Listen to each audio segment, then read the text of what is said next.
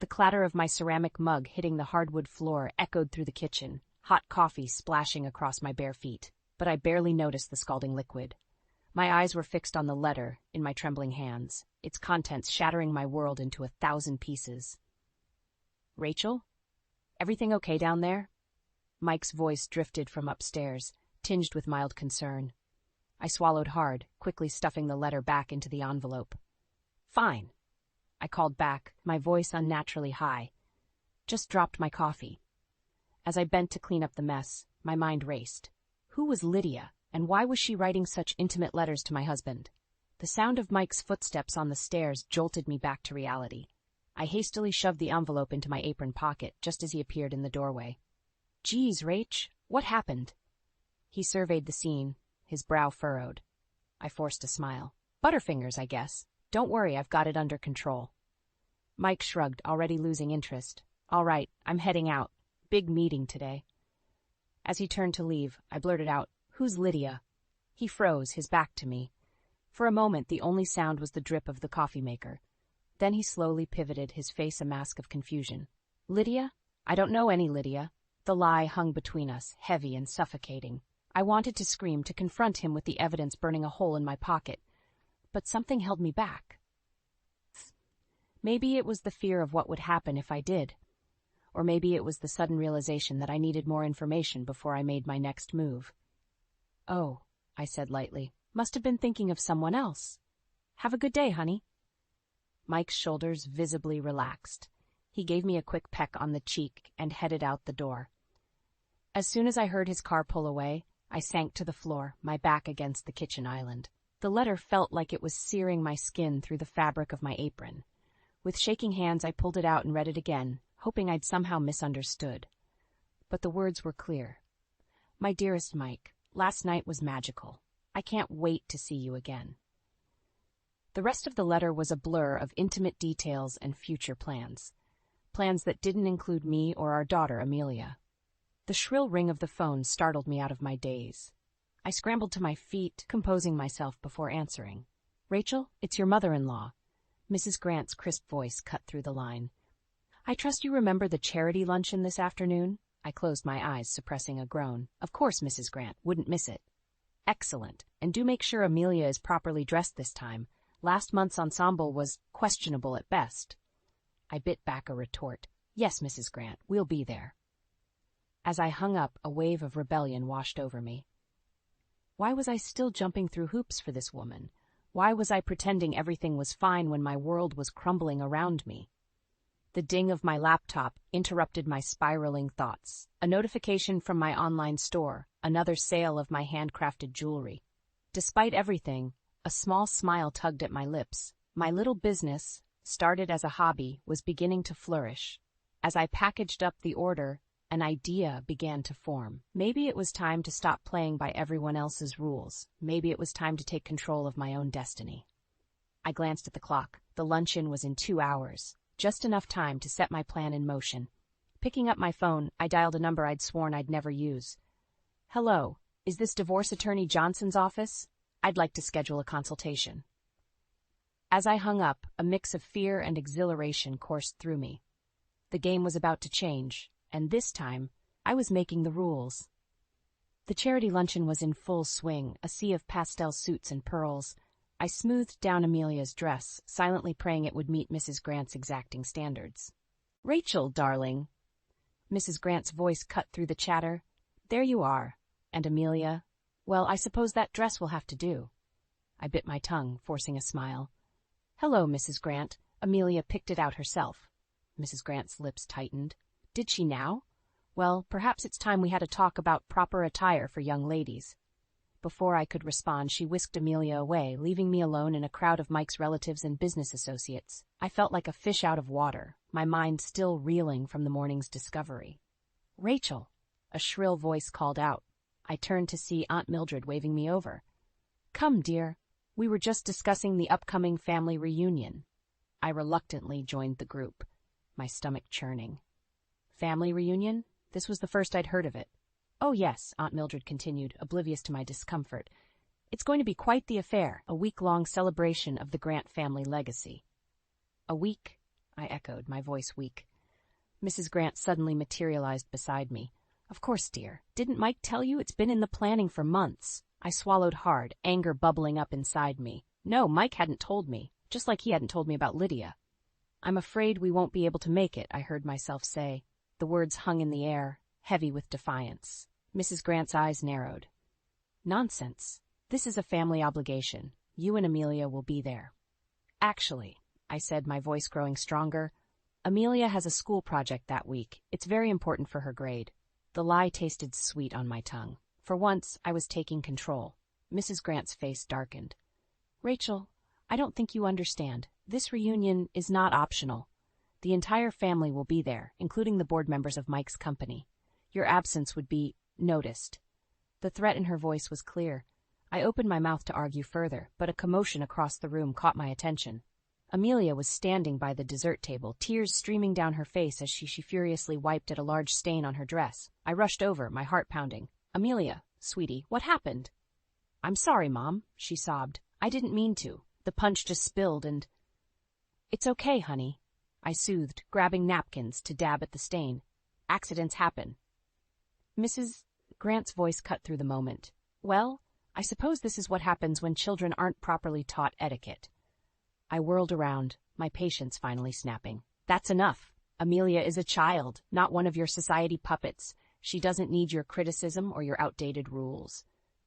The room fell silent, all eyes on us. Mrs. Grant's face turned an alarming shade of red. How dare you speak to me like that, she hissed. After everything we've done for you. Done for me? I laughed bitterly. You mean controlling every aspect of my life?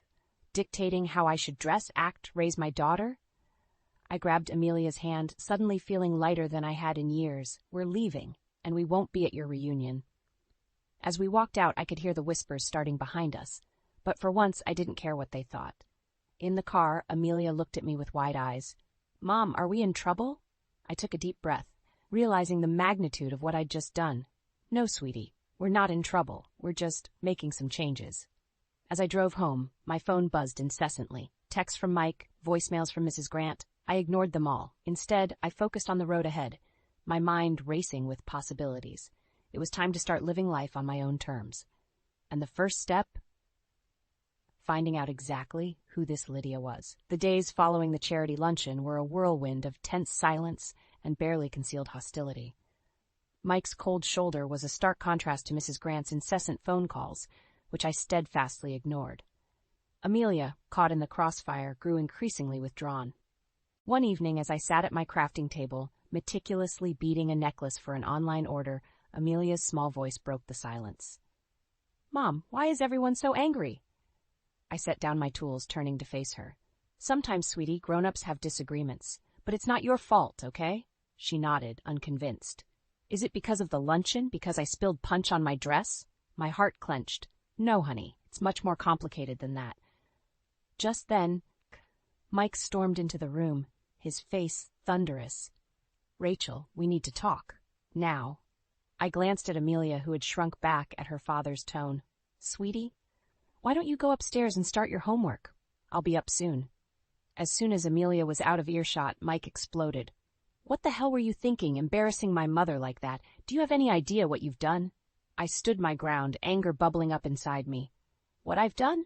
How about what you've done, Mike? Or should I ask Lydia about that? The color drained from his face. What are you talking about? I laughed bitterly. Don't play dumb. I found the letters. How long has it been going on? Mike's shock quickly morphed into defensiveness. That's none of your business. What I do in my private time.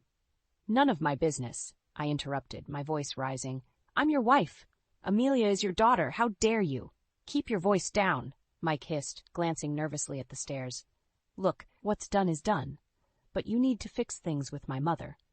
The family reunion is important for my career. I stared at him, incredulous. Your career? Is that all you care about? Before he could respond, my phone pinged. Another sale notification from my online store.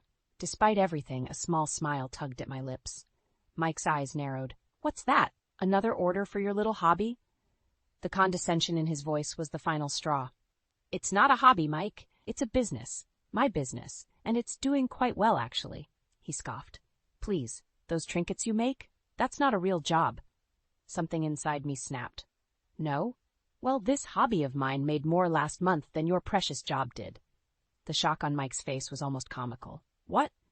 That's impossible. I pulled out my phone, showing him the sales figures. His eyes widened in disbelief. I don't need your money anymore, Mike, and I certainly don't need your mother's approval. Just then, Amelia's voice floated down from upstairs. Mom, can you help me with my math homework? I turned to go, but Mike grabbed my arm. This conversation isn't over, Rachel. You can't just walk away from your family obligations. I wrenched my arm free. Watch me. As I climbed the stairs, my mind was racing. I knew this was far from over. Mrs. Grant wouldn't let go without a fight, and Mike, well, Mike had made his priorities clear. I paused outside Amelia's room, taking a deep breath to compose myself. As I pushed open the door, I made a silent vow. No matter what it took, I would protect Amelia from this toxic environment, even if it meant leaving everything behind. Amelia looked up as I entered, her eyes wide with worry. Mom, is everything okay? I forced a smile, sitting down beside her. Everything's going to be fine, sweetie. Now, let's take a look at that math homework. As we bent over her textbook, I couldn't shake the feeling that a storm was brewing. But for the first time in years, I felt ready to face it head-on. The afternoon sun streamed through the kitchen window as I put the finishing touches on a custom-ordered bracelet. The house was quiet, a rare moment of peace in the chaos that had become our lives. I glanced at the clock, realizing Amelia would be home from school soon. As if on cue, I heard the front door slam. But instead of Amelia's usual cheerful greeting, I was met with the sound of muffled sobs. Amelia? I called out, my heart racing as I rushed to the entryway. My daughter stood there, her backpack on the floor, tears streaming down her face. Mom, she choked out, I saw. I pulled her into my arms, stroking her hair. Shh, it's okay. Take a deep breath. What did you see? Amelia pulled back, her eyes red and puffy. I went to surprise Dad at his office. But he was with someone. A woman. They were kissing. The world seemed to tilt on its axis. I knew about Lydia, of course, but hearing it from Amelia, seeing the pain in her eyes, it was a whole new level of betrayal. Oh, sweetheart, I whispered, fighting to keep my voice steady. I'm so sorry you had to see that. Amelia's sobs turned to hiccups. Why would Dad do that? Doesn't he love us anymore? The question pierced my heart. How could I explain something I didn't understand myself? Your father loves you very much, I said, choosing my words carefully. Sometimes adults make mistakes, big mistakes. Amelia's eyes narrowed. You knew, didn't you? That's why you and Dad have been fighting. I nodded, unable to lie. I found out recently. I was trying to figure out how to tell you. Were you going to tell me at all? Amelia's voice was sharp, accusatory. The question caught me off guard. Of course I was. I wanted to protect you. Protect me? Amelia scoffed, suddenly sounding much older than her years. By lying to me? By pretending everything was fine. Her words hit me like a physical blow. Had I been so caught up in my own pain that I'd failed to see what was right in front of me? Before I could respond, the front door opened again. Mike walked in, his face falling as he took in the scene before him. What's going on? He asked, his voice wary. Amelia whirled to face him, her grief turning to anger. I saw you. With her. How could you do that to Mom? To us? Mike's face drained of color. Amelia, I can explain. No, I cut in, my voice steely. You don't get to explain. Not now. I turned to Amelia. Sweetie, why don't you go up to your room? I need to talk to your father. For a moment I thought she might refuse, but then she nodded, grabbing her backpack and heading upstairs. The slam of her bedroom door echoed through the house. Mike and I stood in silence, the weight of years of lies and resentment hanging between us. Rachel, he started, I never meant for Amelia to find out like this. I laughed bitterly. Oh, and how exactly did you mean for her to find out, or were you planning on keeping your little affair a secret forever? Mike's face hardened. It's not like that, Lydia. She understands me. She doesn't try to change me like you do. His words ignited a fire within me. Change you? I've spent years molding myself to fit your family's expectations, and this is how you repay me. I took a deep breath, steadying myself. You know what? I'm done. Done pretending, done making excuses, done living this lie. Mike's eyes widened. What are you saying? I met his gaze, my resolve strengthening with each passing second. I'm saying it's over, Mike. I want a divorce. The words hung in the air, heavy with finality. As I watched the shock spread across Mike's face, I realized this was just the beginning. The real battle was yet to come. The word divorce hung in the air like a thundercloud, heavy and ominous. Mike's face cycled through shock, anger, and finally a cold determination that sent chills down my spine. You can't be serious, he scoffed. What about Amelia? What about our life together? I stood my ground, years of pent-up frustration bubbling to the surface. Our life together? You mean the life where I play the perfect wife while you sneak around with Lydia? Mike's eyes narrowed. You have no idea what you're talking about. Lydia understands me in ways you never could. Oh, I understand plenty, I shot back. I understand that you're a liar and a cheat, and I'm done pretending otherwise. Just then, Amelia's bedroom door creaked open. We both froze, realizing our voices had risen to dangerous levels. Mom? Dad? Amelia's voice wavered. Are you guys getting divorced? The pain in her voice cut through me like a knife. I turned to face her, my heart breaking at the sight of her tear-stained face. Sweetie, I began, but Mike cut me off. Of course not, he said smoothly. Your mother's just upset. We'll work things out. I whirled on him, fury coursing through my veins. Don't you dare lie to her. Not anymore. Turning back to Amelia, I took a deep breath. Honey, I don't know what's going to happen, but I promise you, no matter what, I'll always be here for you. Mike's phone buzzed, breaking the tense silence.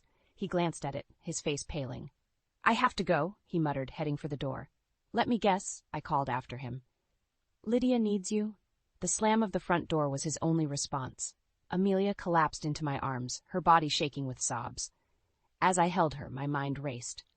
How had we gotten here? How could I protect her from the storm that was surely coming?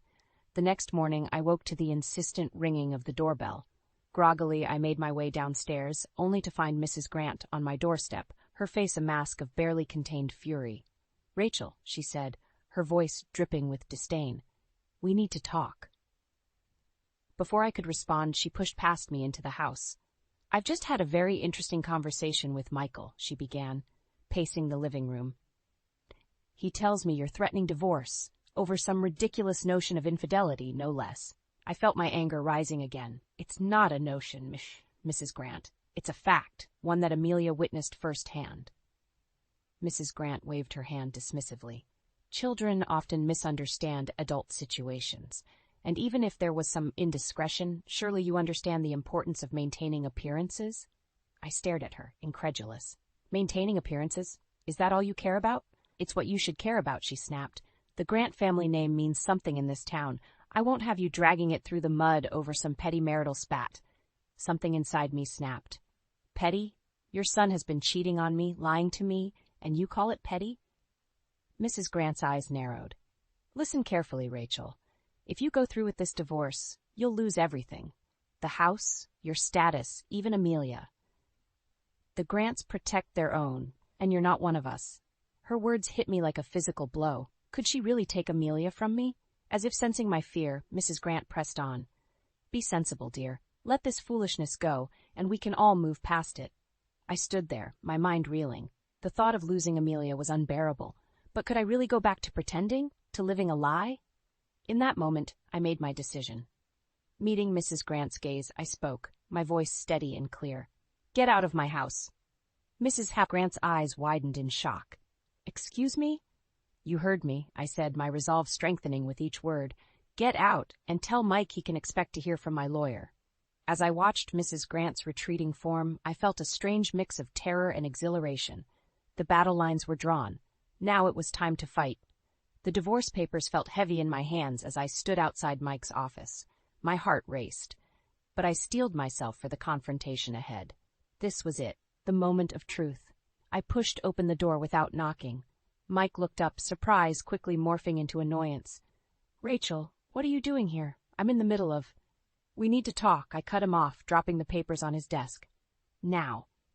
Mike's eyes flickered to the documents, realization dawning on his face. You can't be serious. I've never been more serious in my life, I replied, my voice steady despite the trembling in my hands. It's over, Mike. I want a divorce. He leaned back in his chair, a smirk playing at his lips. Come on, Rachel. We both know you won't go through with this. What about Amelia? What about our life together? His dismissive tone ignited a fire within me. Our life together? You mean the lie we've been living? The one where you sneak around with Lydia while I play the perfect wife? Mike's face hardened. You don't understand. Lydia. I don't want to hear about Lydia, I snapped. I want you to face what you've done. To me, to Amelia.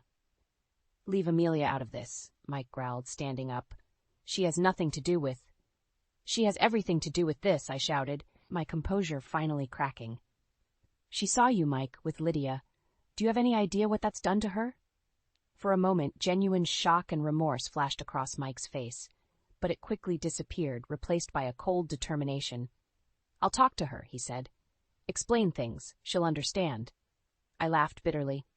Understand what? That her father is a cheater? That he cares more about his mistress than his family? Mike slammed his fist on the desk. Enough! You have no idea what you're talking about. My relationship with Lydia is complicated. Oh, I'm sure it is, I retorted, but it's not my problem anymore. Sign the papers, Mike. He glanced at the documents, then back at me. And if I don't? Then I'll see you in court, I said, my voice low and dangerous, and I'll make sure everyone knows exactly why we're divorcing. Mike's face paled. You wouldn't dare. Think about my career, my reputation. Your reputation? I scoffed. That's all you care about, isn't it? Well, guess what? I don't care anymore. Sign the papers. For a long moment, we stared each other down. Then, with a muttered curse, Mike grabbed a pen and scrawled his signature on the documents. There, he spat. Happy now? A wave of relief washed over me, quickly followed by a surge of anxiety. This was really happening. We were really getting divorced. It's not about being happy, I said quietly. It's about doing what's right. For me and for Amelia. As I turned to leave, Mike called out, You'll regret this, Rachel. You have no idea what you're up against. I paused at the door, looking back at him. No, Mike, you have no idea what you're up against. I walked out of his office, my head held high. But as I made my way to my car, Mike's words echoed in my mind. What did he mean? What was I up against? My phone buzzed with a text from Mrs. Grant. We need to talk. Now. A chill ran down my spine. I had a feeling I was about to find out exactly what Mike meant. As I started the car, I took a deep breath. The real battle was just beginning, and I needed to be ready for whatever came next. Because one thing was certain, I wasn't going down without a fight. The Grant family Christmas gathering loomed before me like an impenetrable fortress. I clutched my purse, containing the damning evidence of Mike's affair, as I stood on the doorstep of the opulent mansion. My heart raced, but my resolve was ironclad. Tonight, everything would change. I rang the doorbell, steeling myself for what was to come. Mrs. Grant answered, her face a mask of false cheer. Rachel, dear, she said, her voice dripping with saccharine sweetness. We weren't sure you'd make it. I forced a smile. I wouldn't miss it for the world. As I stepped inside, the cacophony of forced laughter and clinking champagne glasses assaulted my senses. I scanned the room, spotting Mike in deep conversation with a group of men I recognized as board members from his company. Our eyes met briefly, and I saw a flicker of uncertainty cross his face. Aunt Mildred bustled over, air-kissing my cheeks. Rachel, darling, where's little Amelia? She's not feeling well, I lied smoothly. In truth, left her with a trusted friend. She didn't need to witness what was about to unfold. As I made my way through the crowd, I overheard snippets of conversation. Such a shame about Rachel and Mike's troubles. Heard she's been difficult lately. Probably just a phase. My blood boiled. They had no idea what was coming. Mrs. Grant clinked her glass, calling for attention. Friends, family, welcome to our annual Christmas celebration. As always, we're so blessed to have you all here. As she droned on about family values and tradition, I felt a presence at my elbow. It was Lydia, looking stunning in a red cocktail dress. Rachel, she said quietly, we need to talk. I turned to face her, my voice low and dangerous. Oh, we'll talk all right, but not just us.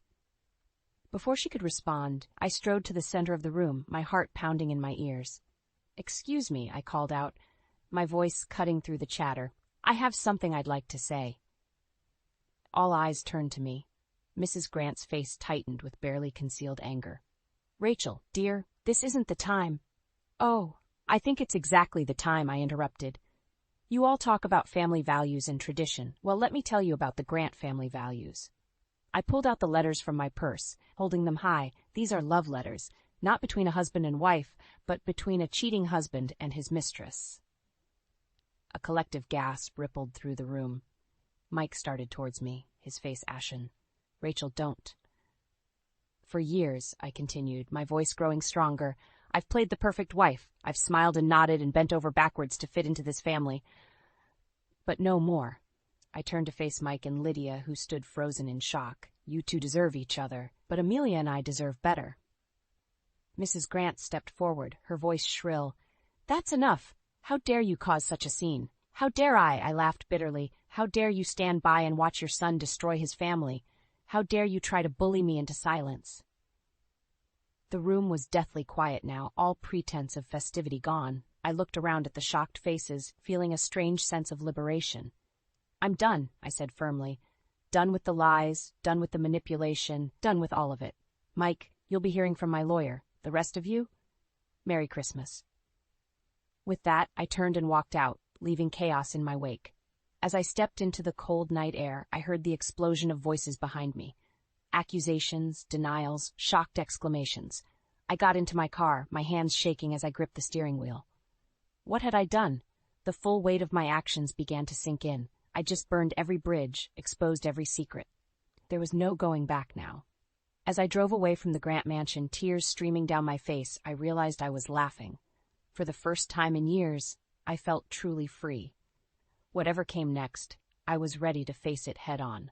The battle wasn't over, not by a long shot. But I'd fired the first shot, and there was no turning back now. 6 months after that fateful Christmas party, I stood in my new workshop, surrounded by the fruits of my labor. Delicate necklaces, intricate bracelets, and stunning earrings filled every surface. My online business had exploded, fueled in part by the publicity from my very public stand against Mike and the Grant family. The bell above the door chimed, and Amelia burst in, her face flushed with excitement. Mom, you won't believe what happened at school today, I smiled, setting down the piece I was working on. What is it, sweetie? Remember that essay contest I told you about? The one about overcoming adversity? Her eyes sparkled. I won first place. They want me to read it at the school assembly next week. Pride swelled in my chest. That's amazing, Amelia. I'm so proud of you. As she chattered on about her plans for the assembly, I marveled at the change in her. Gone was the withdrawn, anxious girl from 6 months ago. In her place stood a confident, vibrant young woman. The shop door opened again, and I tensed instinctively. But it was just Sarah, my new assistant, laden with shipping boxes. Hey, Rachel, she called out. You're not going to believe this. We just got an order for 500 custom pieces for a major department store. I gasped, my mind reeling at the implications. This could be the breakthrough we'd been waiting for. As I helped Sarah unpack, my phone buzzed. It was a text from Mike. We need to talk about the custody arrangement. Can we meet? A familiar knot formed in my stomach, but I pushed it aside. I'd faced worse and come out stronger. Everything okay, Mom? Amelia asked, noticing my expression. I smiled reassuringly. Everything's fine, sweetie. Just your dad wanting to talk. Amelia's face clouded briefly, but she nodded. You know, I've been thinking, maybe I could see him sometime, if you're okay with it. Her words caught me off guard. We'd had a rough few months after the divorce, with Amelia refusing to see Mike at all. But now, if that's what you want, we can arrange it, I said carefully. But only if you're sure. Amelia nodded, her expression resolute. I am. I think I'm ready to face him. In that moment, I saw a strength in my daughter that I'd always hoped she'd find. A strength that mirrored my own journey. As we closed up shop that evening, I reflected on the whirlwind of the past 6 months. The bitter custody battle, the attempts by Mrs. Grant to discredit me, the nights I'd cried myself to sleep, wondering if I'd made the right choice. But looking at Amelia now, seeing the success of my business, feeling the love and support of true friends I'd made along the way, I knew I'd made the right decision. Later that night, as Amelia slept peacefully in her room, I sat on our small balcony gazing at the stars. My phone buzzed again, another text from Mike. This time I didn't hesitate. I typed out a response. Yes, we can meet, but on my terms this time. As I hit send, a sense of calm washed over me. Whatever challenges lay ahead, I was ready to face them. No more hiding, no more pretending, no more subjugation. I thought back to that terrified woman who'd found those letters all those months ago. She seemed like a stranger now. In her place stood a woman who knew her worth, who fought for what she believed in, who'd created a life filled with love, respect, and endless possibilities. The future stretched out before me, bright and full of promise. There would be struggles, of course, but I was no longer afraid. I had found my voice, my strength, my true self. And nothing, not Mike, not Mrs. Grant, not anyone, could ever take that away from me again. As the cool night breeze caressed my face, I smiled. This wasn't an ending, it was a beginning. My beginning, our beginning. And I couldn't wait to see what came next. You need to take responsibility for this case and resign. I was unable to accept Margaret's unpleasant face when she said that, so I firmly said, "We still haven't determined the main problem. It's too drastic to fire me." The reason? Clearly, you made a mistake. It's only a question of time since you're already getting close to retirement. I silently snapped at her, knowing full well that she had no intention of investigating. Her tone was sarcastic. She was unaware that firing me would be the end of her career, possibly even her life. "Excuse me, Mr. President, I need to talk." I walked into the president's office without warning, and he was astonished. "Jameson, what is it? Why is that face so scary?" The president knew what was going on right now, but he never thought he would hear me say I was leaving. I gave him my resignation letter and gave him an explanation of our earlier talk. "Please, just calm down. What about your patents, though? Without them, the company will fail." "My patents.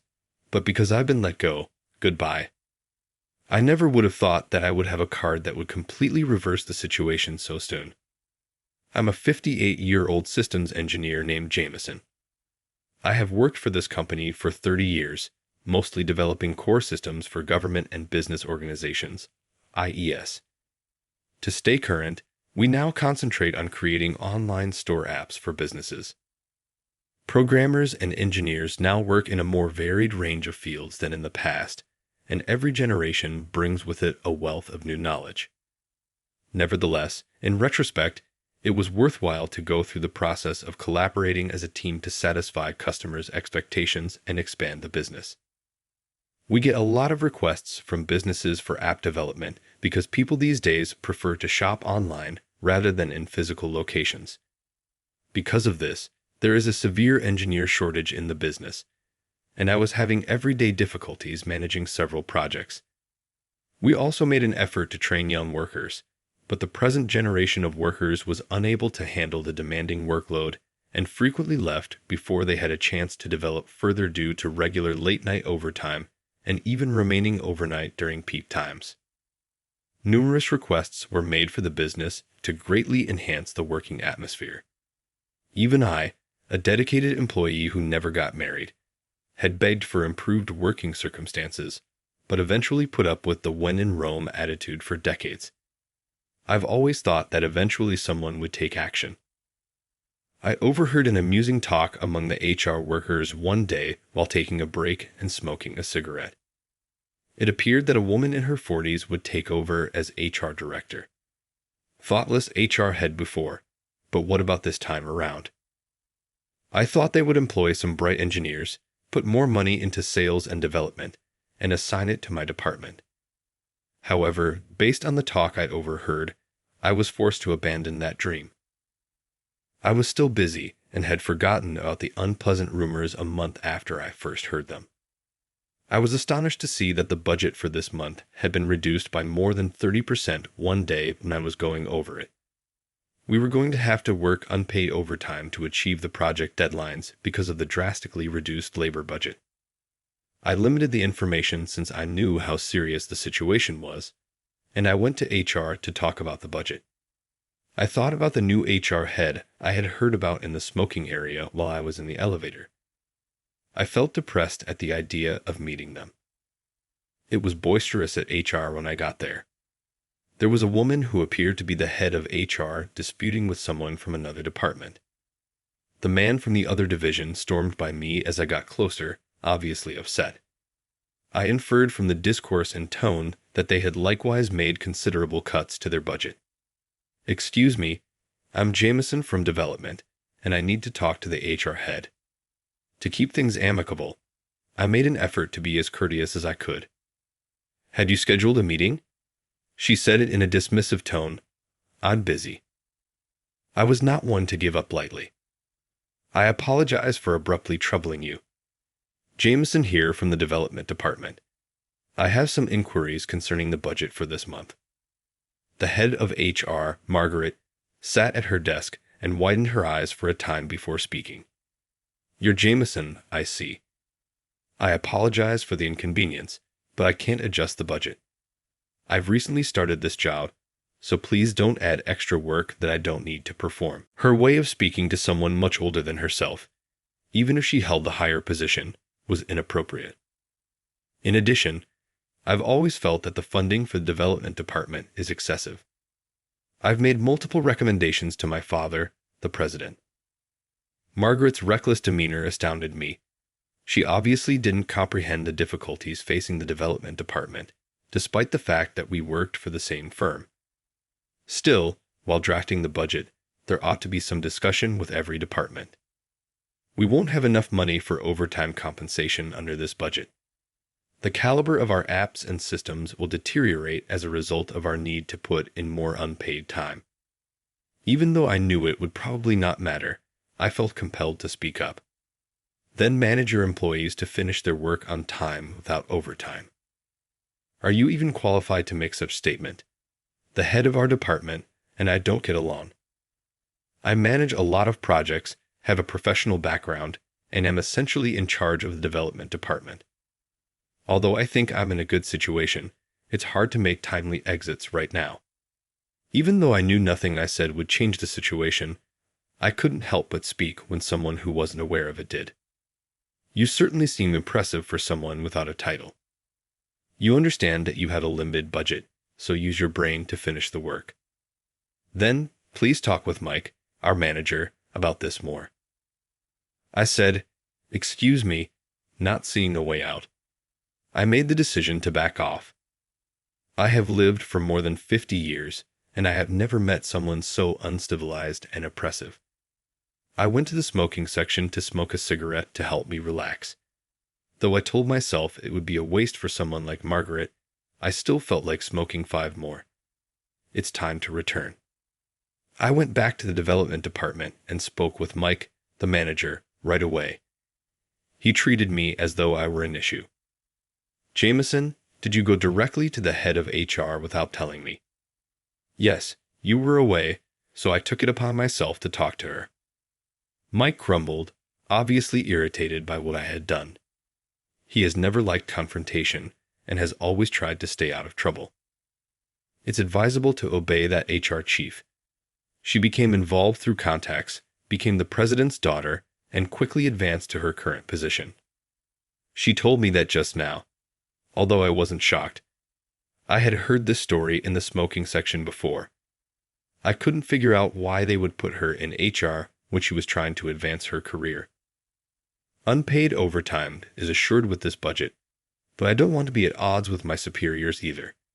How will we proceed? Our developers would either crumble or scatter in droves as a result of this. We currently lack sufficient staff, so it would be disastrous to lose any more. We have no choice but to do unpaid overtime, but don't let the quality of the apps drop. Although I wasn't surprised, I was somewhat upset to learn that Mike and Margaret had the same opinion. This wouldn't sit well with the other engineers. After all, who works for money? Even though I got a bad feeling, I had to give up. From that point on, our staff worked on several projects and put in late hours every night to complete unpaid overtime.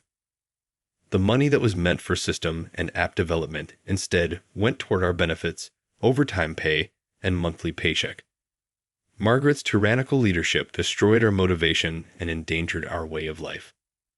I can no longer stand to work like a dog, Jameson. I am at my breaking point. The younger staff members let out a stream of grievances and disappointments, saying, "I'm about to collapse." Although it's my responsibility to correct them, I feel as like I'm at the end of my rope and can't help them enough. And I've reached my limit. For what purpose are we even working? Margaret has absurd ideas for her finances. It makes sense why they would think so.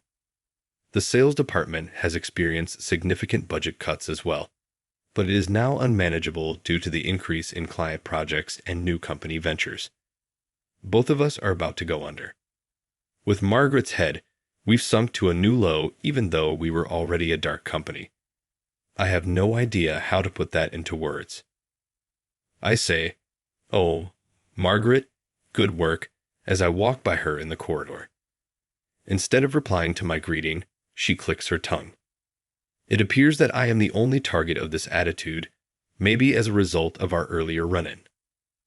My colleagues and my subordinates' discontent increased every day, and by the time Margaret had been head for 6 months, resignations were commonplace. "Thank you so much for everything, Jameson. I'm leaving and returning to my hometown." "It's too much for me anymore," he replies, sounding almost dead. "Indeed, you've accomplished far enough. I'm grateful. I apologize for requiring you to work for such a corporation. First, rest well. Then, after you're feeling better, tend to your parents. Your life is only getting started, and you are young." Another important team member departed. Not only is the development department losing staff members, but other departments are also experiencing a wave of resignations. How much longer will things stay this way? Is it worth it to be employed at a company that has become an unending source of misery? Still, I won't be retiring for another few years. I'll persevere. I gave myself a pat on the back and returned to my computer. The development department was thrown into disarray one evening when a client reported a system issue. "Jameson, we are going to immediately apologize to the client." Manager Mike quickly reminded me to get ready. Disappointed, I closed my laptop and pulled my tie back. When we went to apologize to the client, we were reprimanded for more than 2 hours rather than having a civil conversation. I was shocked as well.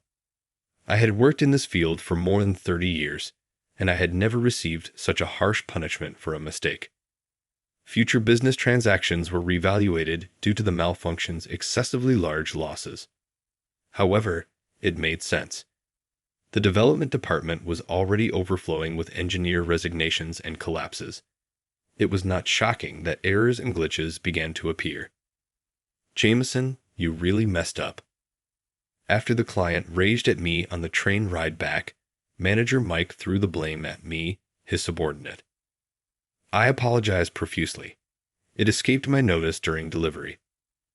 We got back to the office and I was called into HR right away. I thought the head would punish me in some way. I was probably really exhausted when I entered the elevator. I was annoyed with the entire corporation instead of feeling afraid. "You called for me?" I asked, turning to face Margaret. "Jameson, stop acting as though you don't know. You made a grave error." Considering that she forced the resignation of important engineers and fostered an atmosphere where unpaid overtime was required, she had no right to make that claim. Even though the problem involved a client I was in charge of, instances like these are not unusual given the budget and manpower constraints. I shot back at Margaret, coolly and rationally. She is my superior, yet I couldn't allow her get away with it. "With that attitude, are you saying it's because of my budget?" she inquired. "I believe it is one of the factors in this case," I said. Margaret's countenance contorted into anger, but I couldn't just take her reprimand in silence. I was beyond caring, but I could sense what she was going to say next. "You need to take responsibility for this and resign," she insisted. I couldn't take Margaret's expression when she said that, so I firmly retorted, "We haven't even determined the reason yet. It's too drastic to fire me." "The reason? Clearly, you made a mistake. It's only a matter of time since you're almost retired anyhow," she remarked sarcastically. I silently lost it when I realized she was not going to investigate the true reason. "Comprehensive. I'll provide my resignation letter to the president and let him know if you persist," I said. I hurried out of HR, returned to my development department workstation, and picked up my letter of resignation. It was something I had planned for a long time, in case I ever needed to give up. The president's office was the only place to go. I remarked as I walked in, "Excuse me, Mr. President. I need to talk." I burst into the president's office, startling him. "Jameson, what is it? Why is that face so scary?" he inquired. The president knew what was going on right now, but he never thought he would hear me say I was leaving. I gave him my resignation letter and gave him an explanation of our earlier talk. "Please, just calm down. What about your patents, though? Without them, the company will fail," he declared. "My patents? As I've been fired, goodbye," I answered. "What? It makes sense," I said as I left the president's office. "The systems and apps that account for 70% of the company's revenue cannot be operated or altered without me." I made my way directly to the smoking section. I would always come here to get my thoughts straight. The idea that I wouldn't be smoking here anymore made me feel sad. I started making plans to spend my latter years working as a freelance engineer because I had some savings. As I smoked and thought about this, a security guard came up to me. "Well done, Jameson. Why is that face so dejected?" he inquired. Well, it's really hard to say, but actually, I became rambling. He was about my age, and we used to hang out in the smoking section together. I told him about my firing, as well as the awful office atmosphere and the infamous HR head. That is the narrative. I was half exasperated already, so I tried to make it sound like a joke when I said, "I never thought I'd get fired so easily." "Jameson, that's just too much. You've experienced a lot." "Anyone would find it absurd," he retorted. He mentioned something unexpected just when I was relieved to vent to someone close. I was going to keep this to myself, but there's something about the head of HR that's been bothering me. "What about Margaret?" I inquired. His expression was pitiful as he started talking. One day, while I was monitoring the security cameras in the guard room, I saw a woman who looked like the head of HR hugging a man in a deserted warehouse. "Hugging?" I questioned, taken aback.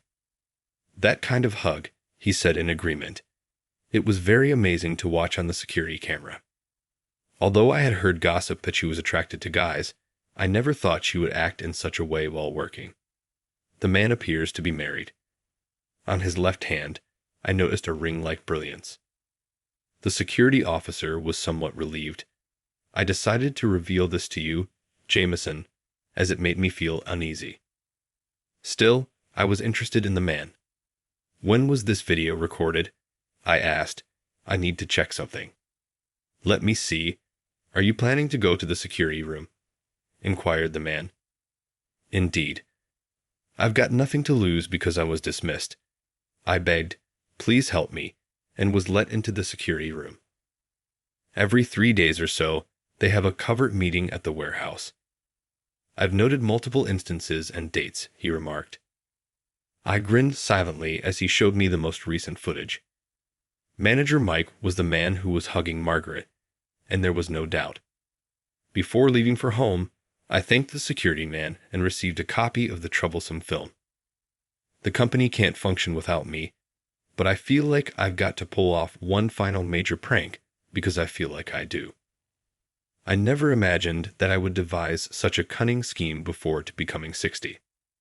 Planning my approach while having a cigarette at home, I sat at my workstation. I wanted to open a can of beer, but refrained to maintain my composure. I took a shower, made my plan for the next day, and went to bed. The grand finale takes place tomorrow. My head was filled with images of the company I had worked for so many years. The idea that I would be battling this alone after the firm failed me is pitiful and awful.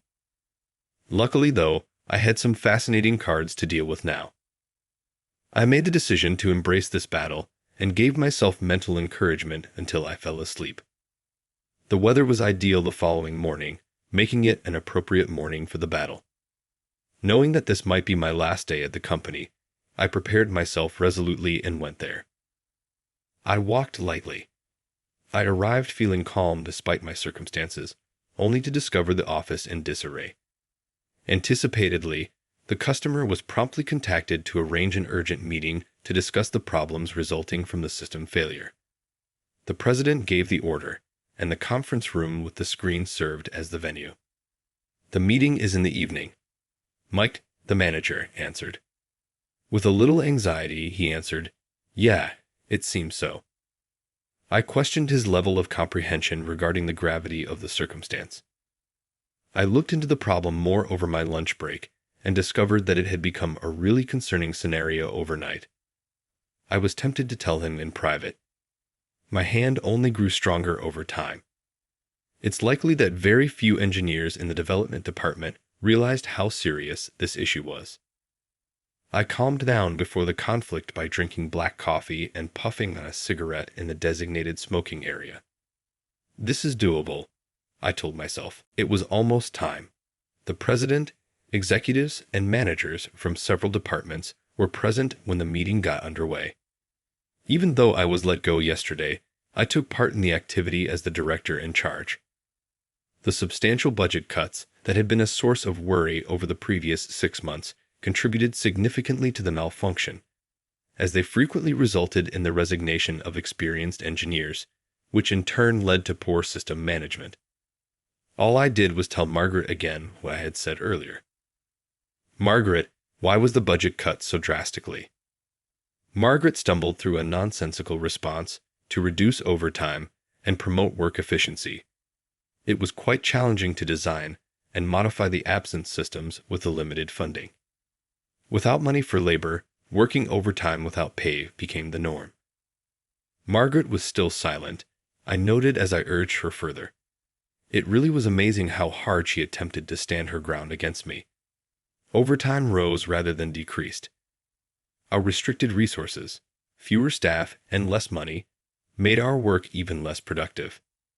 The executives knew that Margaret was a conceited person, and most of them nodded. "I take it that's because Jameson lacks competence. It is merely scapegoating to blame the budget," she continued. "Why is she not addressing Manager Mike's responsibility?" Others began to question this, so I got up and moved in the direction of the projector. "What are you doing, Jameson? Go back to your seat," Margaret gave the order.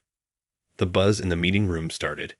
It makes sense, given that in this tight environment I started fumbling with the projector out of the blue. "Please, everyone, look at this. I made the decision to be thorough." "What's this all about?" "Hold on. Wait." Margaret and Mike were shown on air having a private conversation. Although there was no audio, this kind of behavior at work was totally improper, especially in a solitary place. It was sufficient to be regarded as a serious infraction of professional conduct. "Margaret, Mike, what is this?"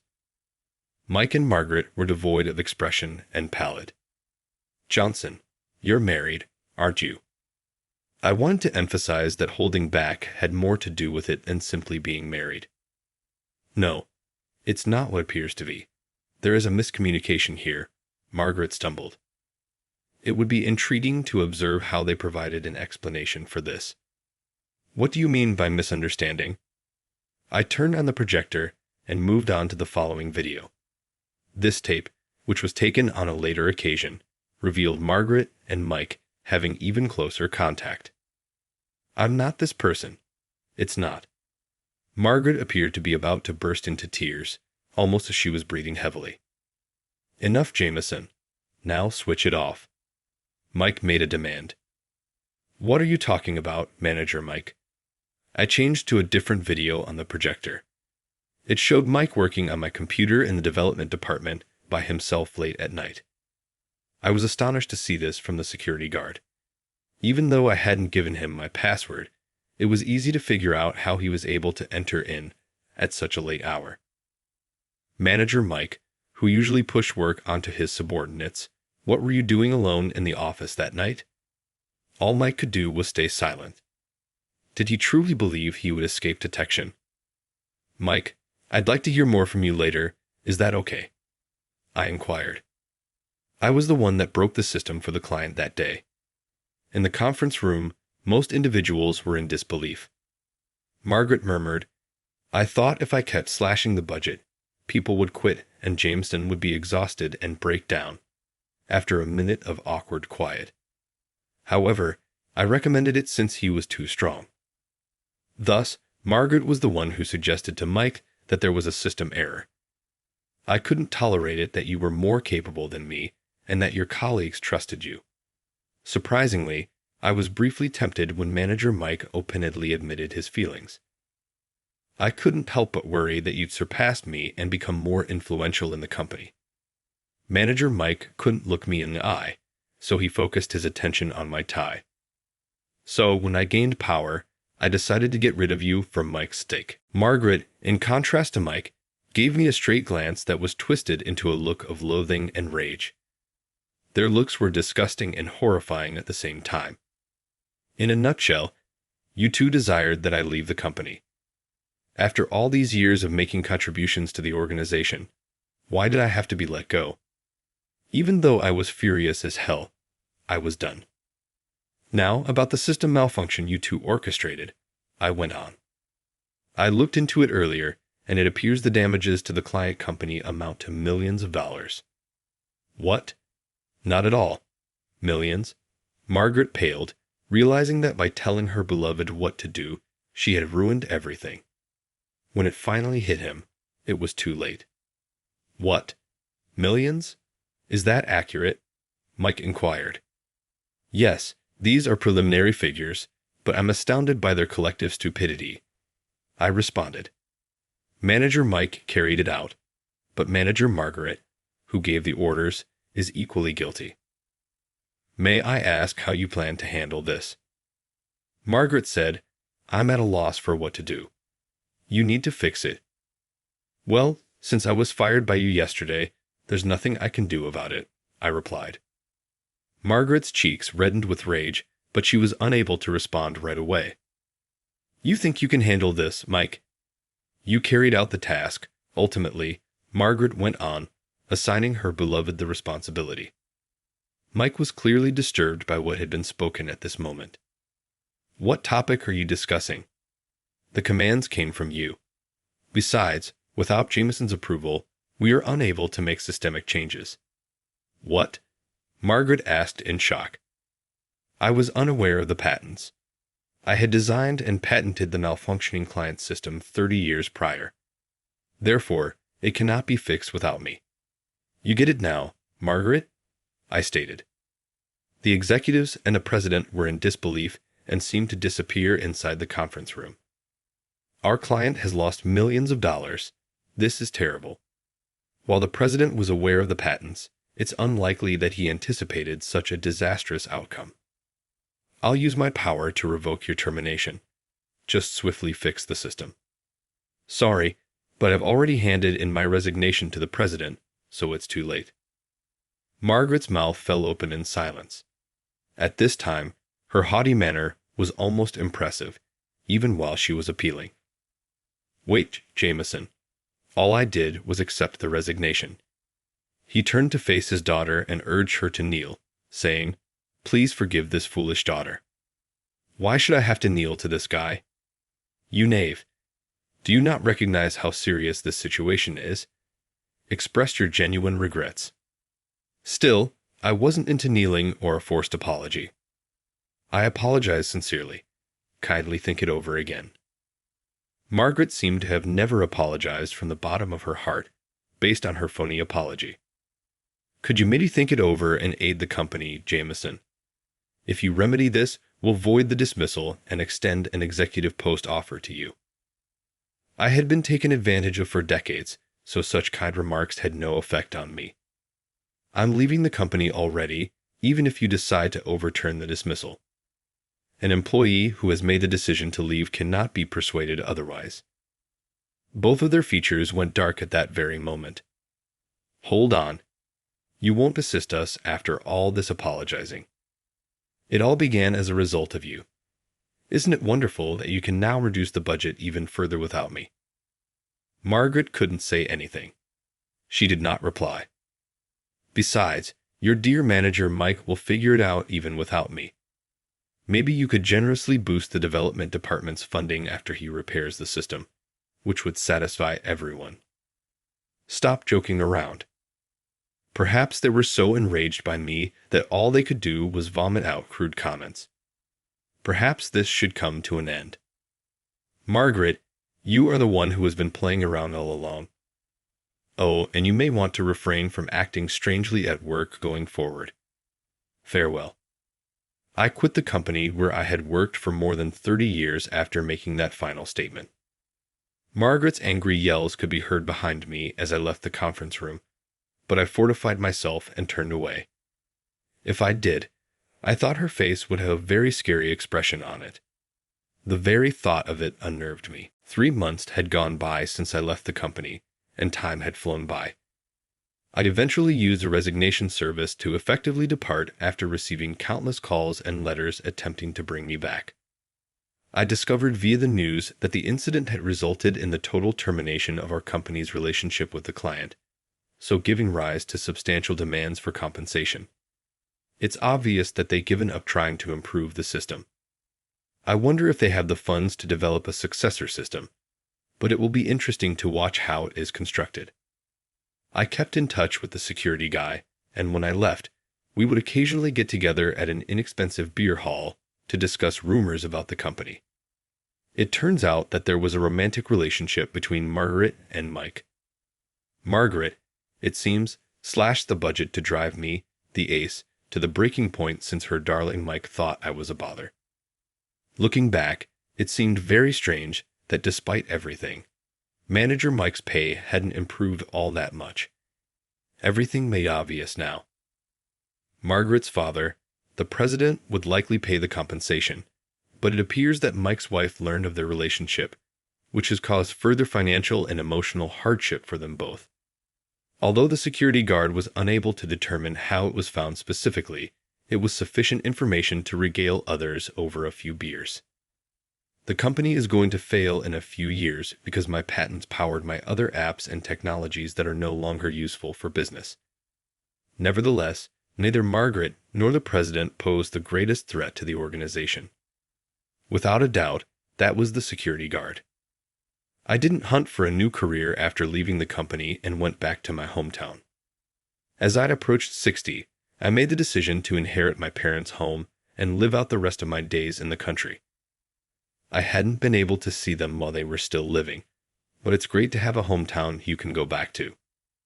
As an engineer, I've worked with computers and other technologies in buildings for years, but I'm not sure what I should do next. My ability to work as a freelance engineer is enhanced by the patents and abilities I have acquired. There won't be a problem with money for a long, because I have enough saved to live well for almost 10 years without working. I'm free right now. I have few happy memories from the decades I have spent concentrating only on my profession. There may have been a few, but they didn't make a significant impact. I've always desired to pursue an endeavor outside of engineering. Perhaps I'll take a part-time job at a convenience shop or restaurant. It could be fun to open my own tavern or beer hall. If I do, I'm going to make the kind security guy my first client. I've relieved myself of the weighty responsibilities. I'll live the remainder of my life with greater freedom, as though I'm making up for lost time. On the day of our honeymoon departure, he presented divorce papers before me. I'm taking my whole family with me. If you don't like it, we'll get divorced, he said. Fine, but I'm still single, you know, I screamed in my mind as he stood there dumbfounded. Take that.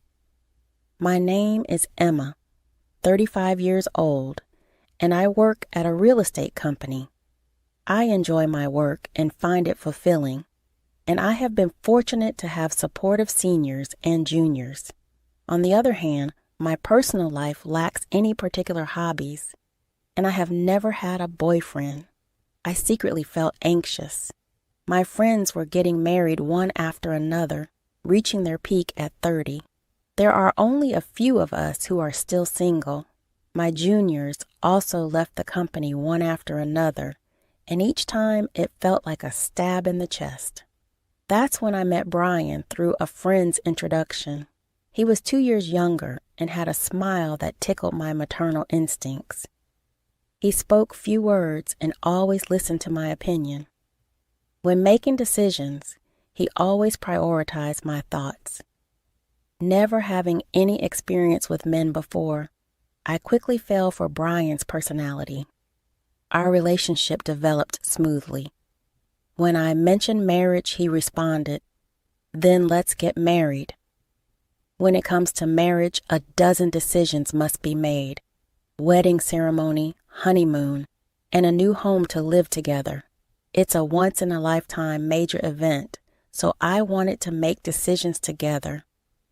But no matter what we decided, he would always listen to my opinion. He wouldn't express his own opinion, just agreeing with me. Brian's personality felt a bit unreliable, and I started to feel dissatisfied with him. There is another thing that troubles me: my relationship with my mother-in-law. My mother-in-law's personality was completely different from Brian's easygoing nature. She doesn't listen to my opinions and immediately imposes her own ideas. "Emma, when you get married, of course you'll quit your job and focus on taking care of the house, right? At your age, if you don't hurry, you won't be able to have children. Brian is working hard, so as a woman, you should focus on the family. It's the wife's duty to support her husband." When I went to greet her, these were the first words she directed at me. "The husband works outside and the wife takes care of the home." She still holds on to such old-fashioned ideas. The truth is, I earn more money than Brian. He doesn't seem to think much about it and has even told his parents about it, but his mother doesn't seem to like it. A woman who earns more than a man doesn't have any charm. On the day of our honeymoon departure, he presented divorce papers before me. "I'm taking my whole family with me. If you don't like it, we'll get divorced," he said. "Fine, but I'm still single, you know," I screamed in my mind as he stood there dumbfounded. "Take that." My name is Emma, 35 years old, and I work at a real estate company. I enjoy my work and find it fulfilling, and I have been fortunate to have supportive seniors and juniors. On the other hand, my personal life lacks any particular hobbies, and I have never had a boyfriend. I secretly felt anxious. My friends were getting married one after another, reaching their peak at 30. There are only a few of us who are still single. My juniors also left the company one after another, and each time it felt like a stab in the chest. That's when I met Brian through a friend's introduction. He was 2 years younger and had a smile that tickled my maternal instincts. He spoke few words and always listened to my opinion. When making decisions, he always prioritized my thoughts. Never having any experience with men before, I quickly fell for Brian's personality. Our relationship developed smoothly. When I mentioned marriage, he responded, "Then let's get married." When it comes to marriage, a dozen decisions must be made: wedding ceremony, honeymoon, and a new home to live together. It's a once-in-a-lifetime major event, so I wanted to make decisions together. But no matter what we decided, he would always listen to my opinion. He wouldn't express his own opinion, just agreeing with me. Brian's personality felt a bit unreliable, and I started to feel dissatisfied with him. There is another thing that troubles me: my relationship with my mother-in-law. My mother-in-law's personality was completely different from Brian's easygoing nature.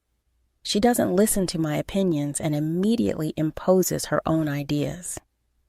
"Emma, when you get married, of course you'll quit your job and focus on taking care of the house, right?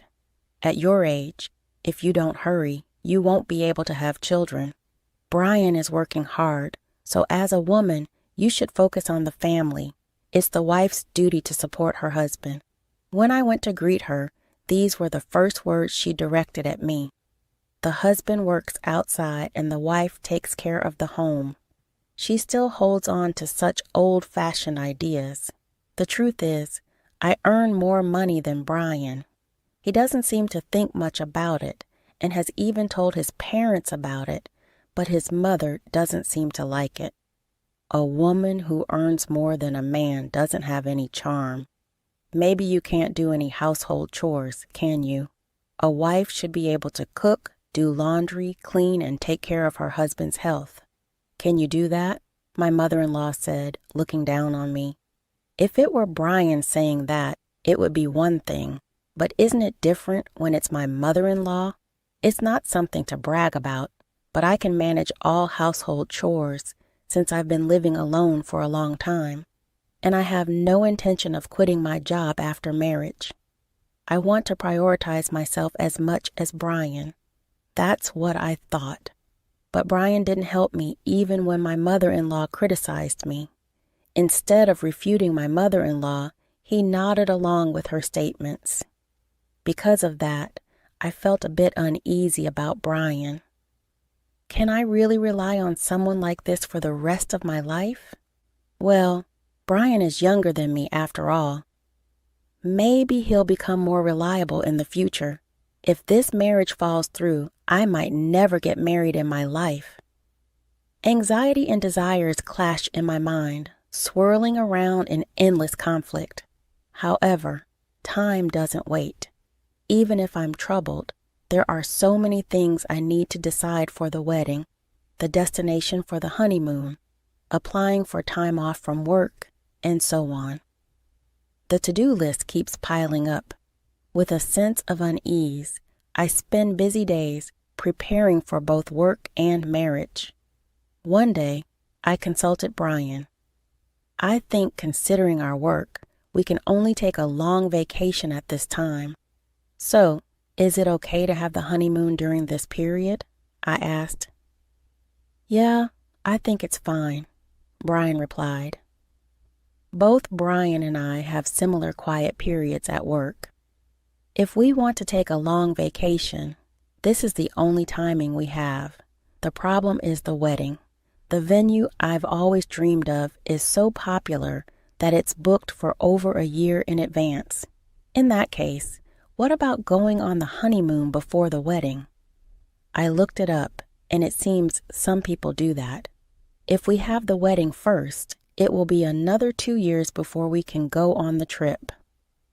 If you are okay with that, Emma, then I'm fine with it too, Brian said. I thought Brian wouldn't object. But to agree so readily? At this rate, it seems like all my opinions will be accepted for the honeymoon destination, the menu for the wedding, and the decoration of the venue. I do have a desire for Brian to express his own opinions a little, but it's better than being opposed. So, whenever I found a moment, I continued to progress with the preparations for the honeymoon and the wedding. In the end, we decided to go to Europe for the honeymoon. I debated until the last minute between Hawaii and Europe. Hawaii is close by, and I'm sure there will be another opportunity to go there. So I chose to take a trip around Italy and France, experiencing the picturesque streets and delicious cuisine. I also wanted to explore the stylish accessories and maybe buy some commemorative tableware since it's the start of a new life. After considering various schedules and destinations, I completed the application about a month before the tour. By that time, I was completely excited. After all, it's my first overseas trip. It's impossible not to feel thrilled.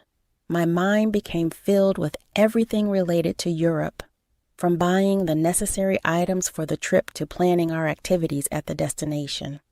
Because of that, any dissatisfaction I had with Brian had completely disappeared. As the honeymoon approached 1 week away, Brian suddenly brought up a conversation. Emma, I have a favor to ask, he said. A favor? That's unusual. I wonder what it could be. It's rare for Brian to ask me for something. Could it be about the trip? Did he find a place he wants to visit? I wondered. What is it? What's wrong? I asked, filled with anticipation. He innocently made the request. I want to go to Chateau de Chambord when we're in Paris. Mom really wants to go there. What? My mother-in-law? Wait a minute. What do you mean? I couldn't catch up with this sudden situation, but Brian replied as if it were obvious. Huh? Since everyone is going, we'll all be together even during the trip, right? What do you mean by everyone? It's a honeymoon, so it's obvious that it's just me and you, the two of us going, I said. But my mom thinks it's normal for the whole family to go. First of all, I only made reservations for 2 people, you and me, Brian. The tour deadline was 7 days ago, so today is the last day to register. Regardless of whether we go together or not, I only booked for 2 people, so there's no way we can go, I said, feeling exasperated. If you ask the travel agency, they can figure something out, he said.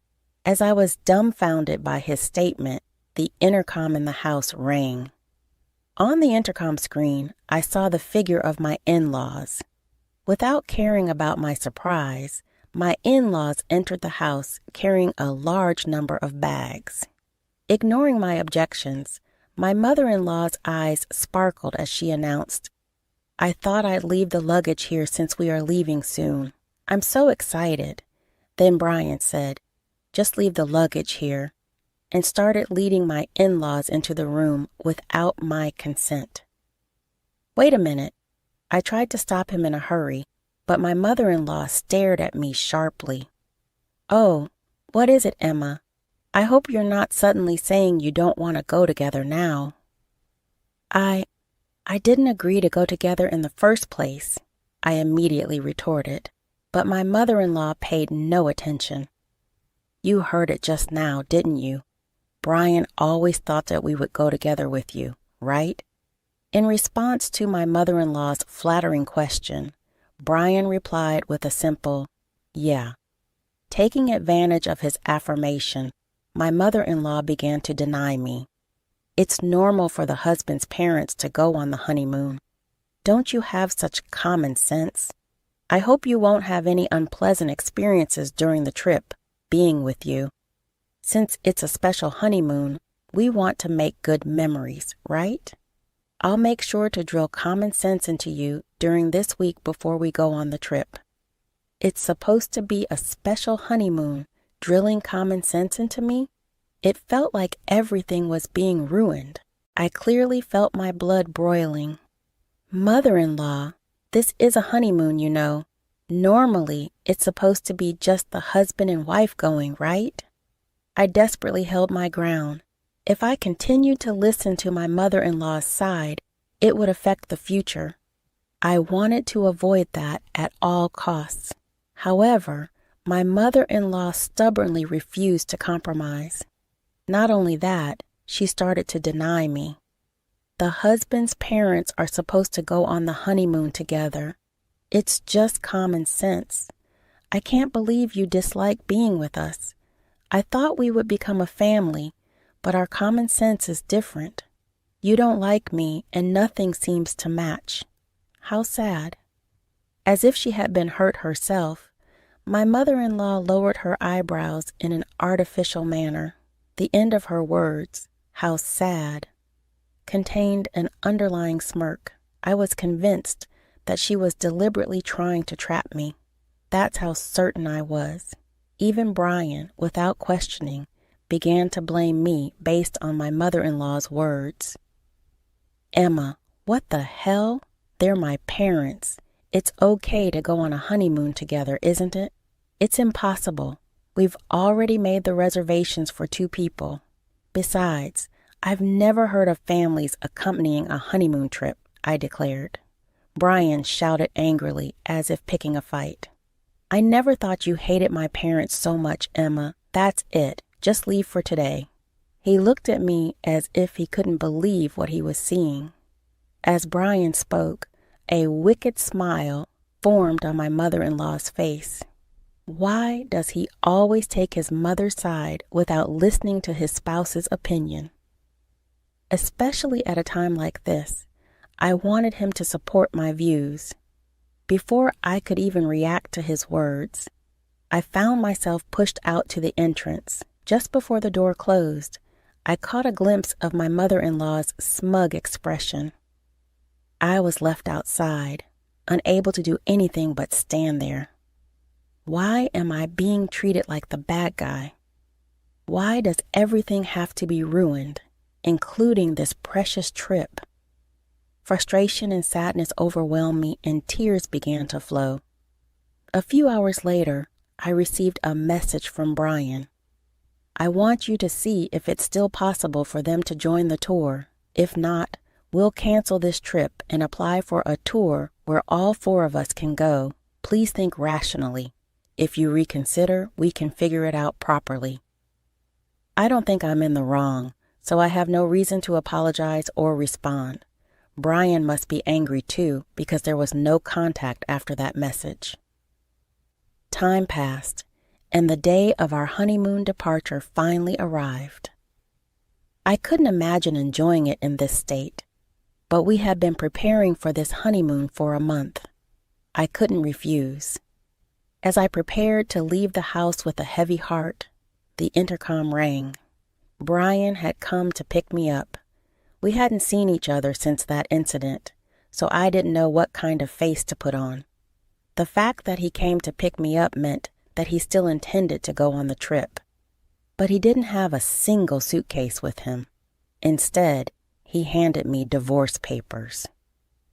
After hurting my parents, you still intended to go on this trip, didn't you? I'm taking my entire family on this honeymoon. If you don't like it, let's get a divorce. My mom said it would be better that way, he said, thrusting the divorce papers in front of me. In that moment, I finally realized what kind of person he was. I thought he would listen to my opinions and prioritize me, that he was kind, but that wasn't the case. This man is just someone without his own opinions, and he prioritizes his family over me. That's Brian. As I came to that realization, I felt my feelings for him cooling down. Even if I were to marry him, I couldn't see myself overcoming the many challenges that awaited us in the future and becoming a family with that mother-in-law. It was an impossible scenario. Determined, I pointed at the divorce papers in front of me and said, "Sure, but I'm still single, you know." "Huh?" Brian exclaimed, clearly surprised by my words. "Single? What do you mean? Weren't you listening? We talked about going on the honeymoon but delaying the registration until the day of the ceremony." "I made sure to get your permission, Brian. You know you didn't forget, did you? The marriage certificate is still in the drawer, and you even said, 'If you are fine with it, Emma, then I'm fine too.' That's right. Divorce or not, we're not even married yet. There's no problem with going on the honeymoon with my maiden name," I said. Perhaps he remembered my words as Brian's expression suddenly changed, but immediately he turned red and raised his voice in frustration. "Are you out of your mind to give up on marriage just because of a honeymoon? Get a grip," I responded, matching Brian's intensity with my own strong voice. This is the result of me being rational. I've been so desperate to get married that I couldn't see reality clearly. I don't think I can be happy marrying someone who doesn't listen to the opinions of their future spouse and doesn't support them. I'd rather stay single for life. Thanks for making me think that way. Haste makes waste. I keenly felt that this saying was true. Hey, Emma, let's calm down. My name is Kate, and I'm 40 years old. I've been married to my husband Mason for 10 years. He's the same age as me and was a colleague at work. We're now at different branches, but we used to be in the same department. My husband is a responsible person who is admired by his subordinates. He's a bit vain and doesn't like to show his weaknesses to others. He was a confident, flashy, and masculine man. His work performance was highly regarded by his superiors, and he was expected to be promoted without any problems. In contrast, I'm a rather low-key and inconspicuous type. I was honestly surprised when he passionately pursued me, as we have opposite personalities. After dating for 2 years, he proposed to me with a large bouquet of roses. I had never been so loved by a man before, so I accepted his proposal immediately. I couldn't wait to start our wonderful life together. However, what awaited us was living with my in-laws. There was no prior discussion, and I wanted to refuse. But my husband was adamant about living with them. My parents are good people, so everything will be fine, he said. He passionately explained how much they were looking forward to living with me, so I couldn't refuse. We've been living with his parents in their home for the past 10 years. Life there was unimaginable when we first got married. Kate, you've forgotten to clean the entrance again, my mother-in-law would start nagging as I finished making breakfast for everyone. This ritual happens every day. I'm sorry, I would say, but she would reply, just apologizing won't do. If you understand, go and do it right away. Even though I had to go to work, I was treated like a servant every morning. For the past 10 years living with my in-laws, I've been forced to wake up at 5 a.m. to cook breakfast and clean. My mother-in-law, a housewife, should have time to do housework herself, but she doesn't. I rushed through the morning chores, went to work, came home, and immediately started cooking dinner. By the time I went to bed, I was so exhausted that I practically passed out. This has been going on for so long that I've become weak and often feel unwell. The cause is probably stress. Do the cleaning properly. I don't want the neighbors to think we're neglecting it, my mother-in-law would say as she relaxed in the living room eating the breakfast I made. If you don't finish quickly, you'll be late for work, she would add. Even with this going on, my husband never once stood up for me. My father-in-law would hide behind his newspaper and pretend not to see. Since moving in with my in-laws, I've been subjected to terrible mistreatment. The stress has caused my weight to drop drastically, and I now look unhealthy. My period stopped due to my sudden weight loss, and I couldn't get pregnant. Despite being the cause of this, my mother-in-law continued to blame me. Before getting married, I cared about how I looked and was healthy. Now, there's no trace of that. The stress from the mistreatment and the shock of seeing my reflection in the mirror make me feel depressed. I had become completely submissive to my mother-in-law. I lost all motivation and couldn't bring myself to leave the house. It was during that time that I received the news of my father's death. He had suddenly passed away in an accident. I hadn't been back to my parents' home in a long time because my mother-in-law and husband would criticize me for wanting to go. I deeply regret not visiting more when I heard that my father had passed away. My parents' home is about an hour's drive from my in-laws' house, so it's not too far away. I asked them if they would come to my father's funeral. My father's funeral is happening, so we won't be going. Just have your family there, okay? The two of them cut me off before I could finish speaking. I never thought that they could be so heartless. I simply replied, I understand, as I held my trembling shoulders from anger and sadness. Many people attended my father's funeral. He was self-employed and had connections with a lot of people. Everyone who came to the funeral shed tears, showing how much my father was loved. Kate, it's been a while. You've lost so much weight. What happened? My mother, whom I hadn't seen in a long time, was surprised at my gaunt appearance. Oh, it's nothing. You're not sick, are you? I can't bear to lose you too. My mother, who had just lost her husband, thought I had some disease and started crying. I'm not sick, Mom. I'm fine. Don't worry. I calmed my mother down, and we took a break in the waiting room. Well, if you're not sick, what is it? I recalled my interactions with my mother-in-law and husband.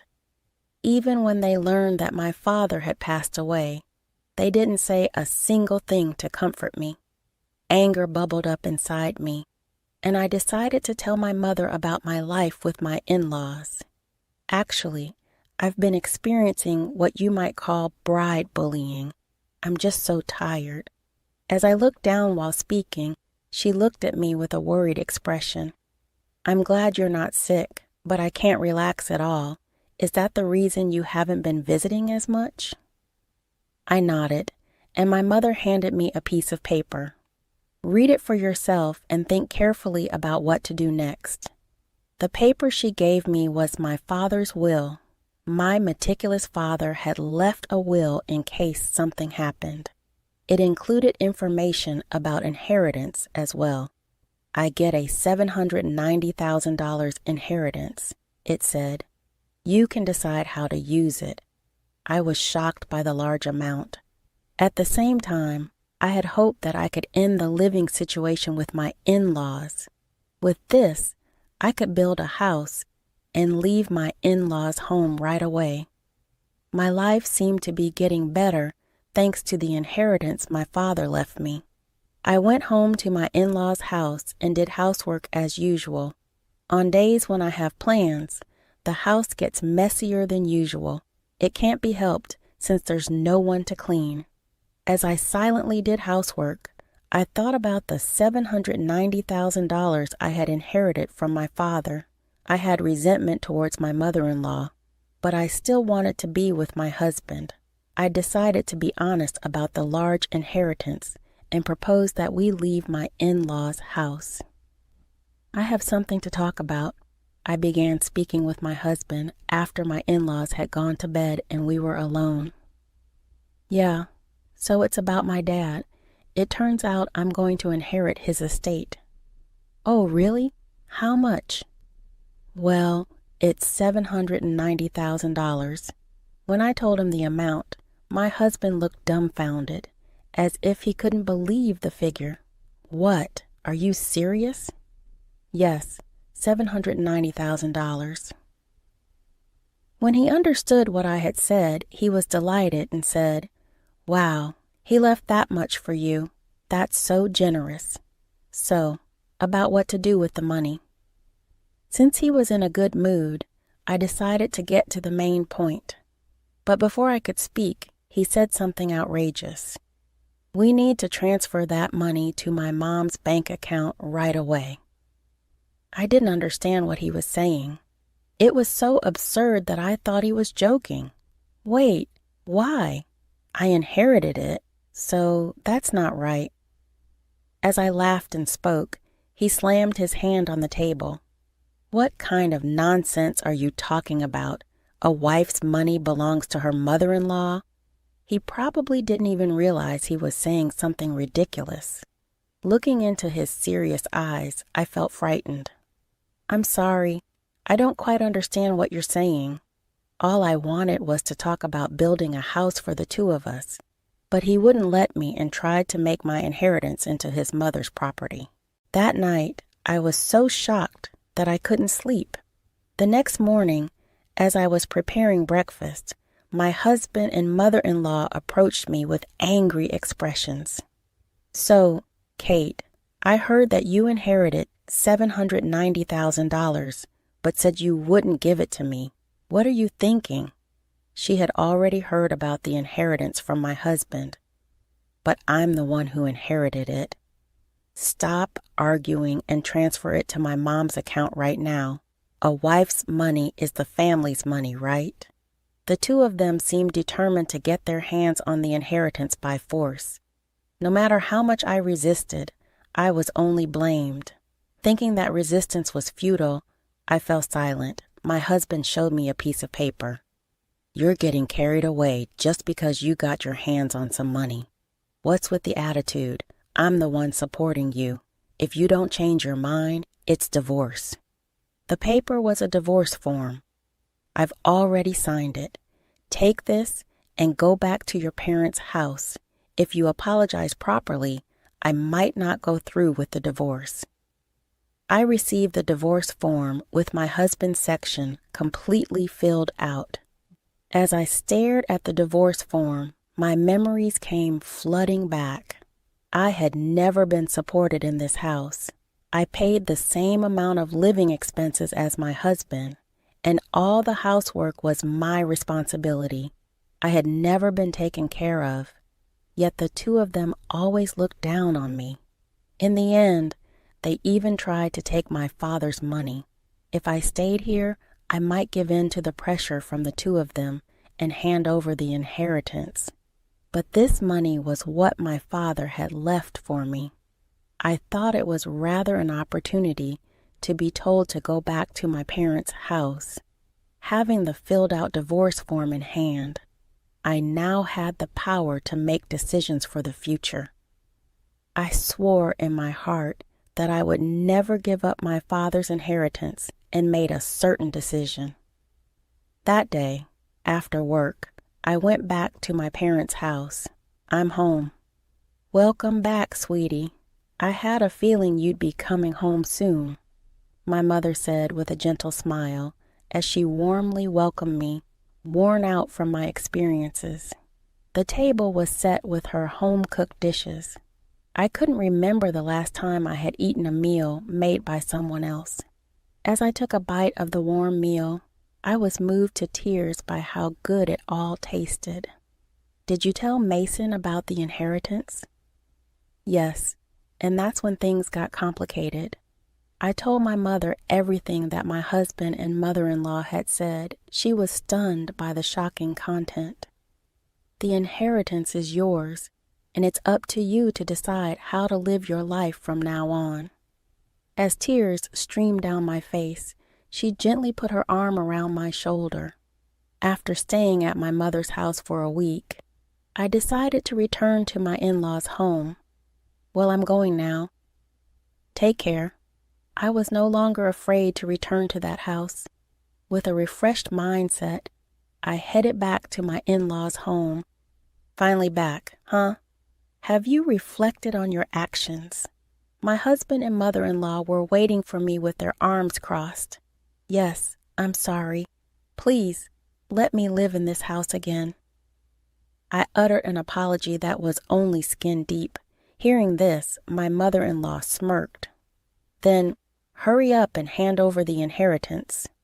Actually, the inheritance procedures are taking longer than expected. It's still not with me. It's a complicated process, so it'll probably take another half a year or more. It takes that long? Well, that's fine.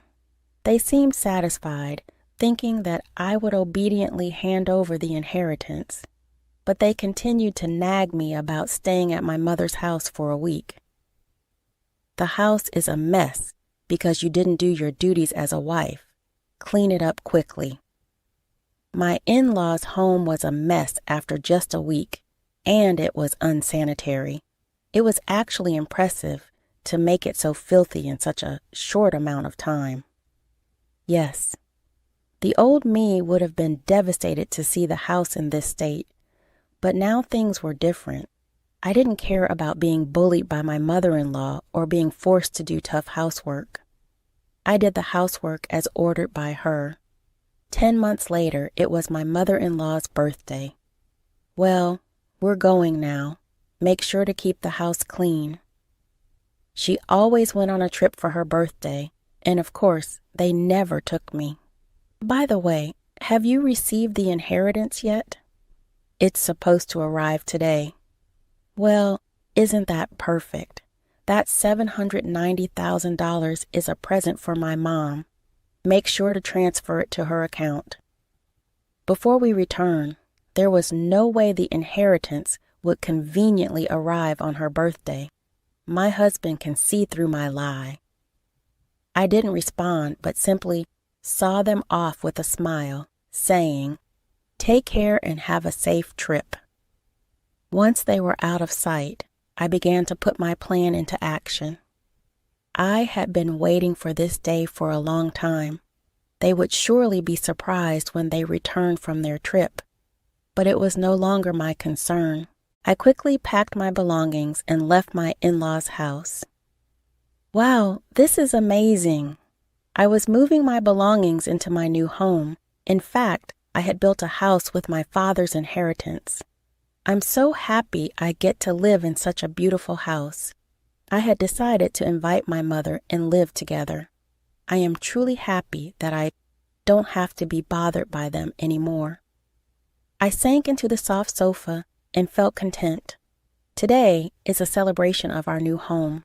With my mother, we invited a chef to our home and spent a luxurious day.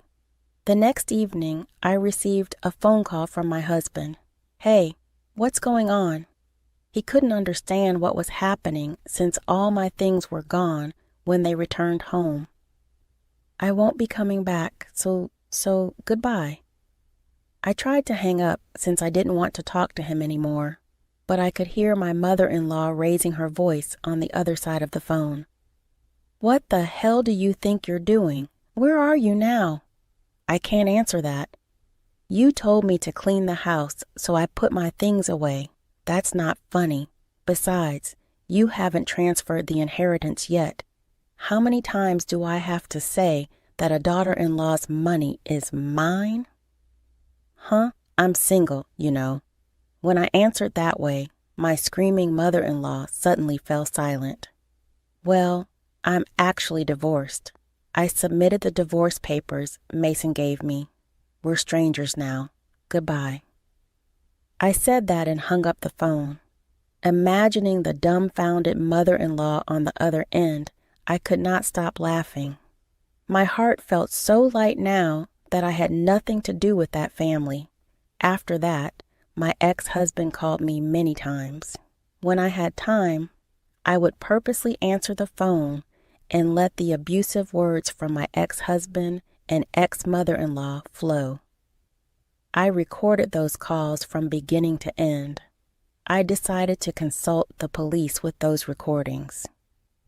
It's not uncommon for cases of harassment from an ex-husband. We'll issue a warning before it becomes dangerous. Fortunately, the police responded quickly and went to my former in-law's house to issue a warning. For my image-conscious former in-laws, having the police come was damaging enough. Plus, the subordinate of my ex-husband who lived nearby saw the police coming. Since my ex was a prominent figure in the company, the rumor spread quickly. Furthermore, his subordinates and colleagues who didn't like him started to exaggerate the story and spread bad rumors about him. Eventually, the rumor reached the department I belonged to. So, I heard the police came. I'm divorced now, so I don't know much about it. What? You're divorced? Yeah. The bullying from my mother-in-law and my husband's abusive words were too much. I spoke in a slightly louder voice so that those around me could hear. The gossip-loving employees heard this and spread the rumor even further. It didn't take long for my ex-husband's boss to hear about it. You've got quite a lot of bad rumors going around. What are you talking about? I hate men who can't cherish their wives. And with such bad rumors going around, our reputation suffers too. So I decided to have you transferred. The transfer order given to my ex-husband was a harsh one. This place it was the branch office in the region with the worst performance.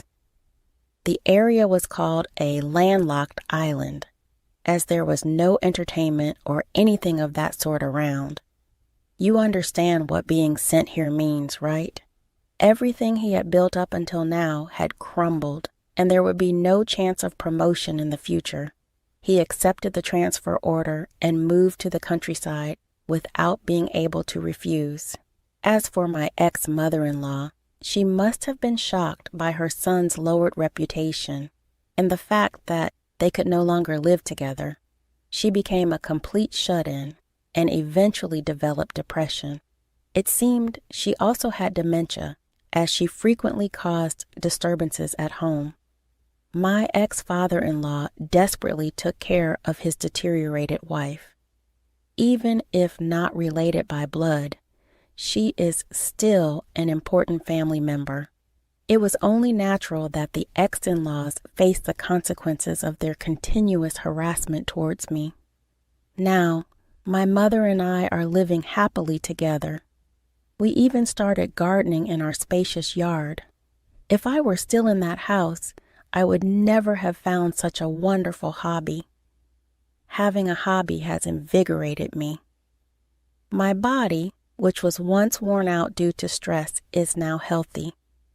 I'm very happy to have cut ties with my ex-in-law's family. Facing the parking lot, I thought fondly of my beloved old car. Robert, you really err. As I turned toward the voice, Sophia looked at me with a calm expression. My name is Robert, and I'm 26 years old. I joined my current company as a skilled employee with prior work experience 2 years ago. The company is a small programming firm. As a software engineer, my days are spent in front of a computer. Most of my colleagues are also intensely focused on their computers. For someone like me who's not great at communicating, it's the perfect workplace. Today, everyone on the floor is quietly getting their work done, except for this one colleague. Hey, I need to talk to you. This is Samantha. She's 24, younger than me, but she joined the company right after high school. She's been here for nearly 6 years, making her a veteran. She handles administration, accounting, and miscellaneous tasks. She's pretty meticulous at her job, but what a character. Bright blonde hair, perfect makeup and nails, and daily changing perfumes. She's just a different breed. The floor, usually quiet, tends to be lively whenever she speaks to someone. What is it? Naturally, I, who am not fond of communication, find Samantha challenging. We sit far apart, so she rarely speaks to me. What does she want today? Why don't you go on a blind date? A blind date.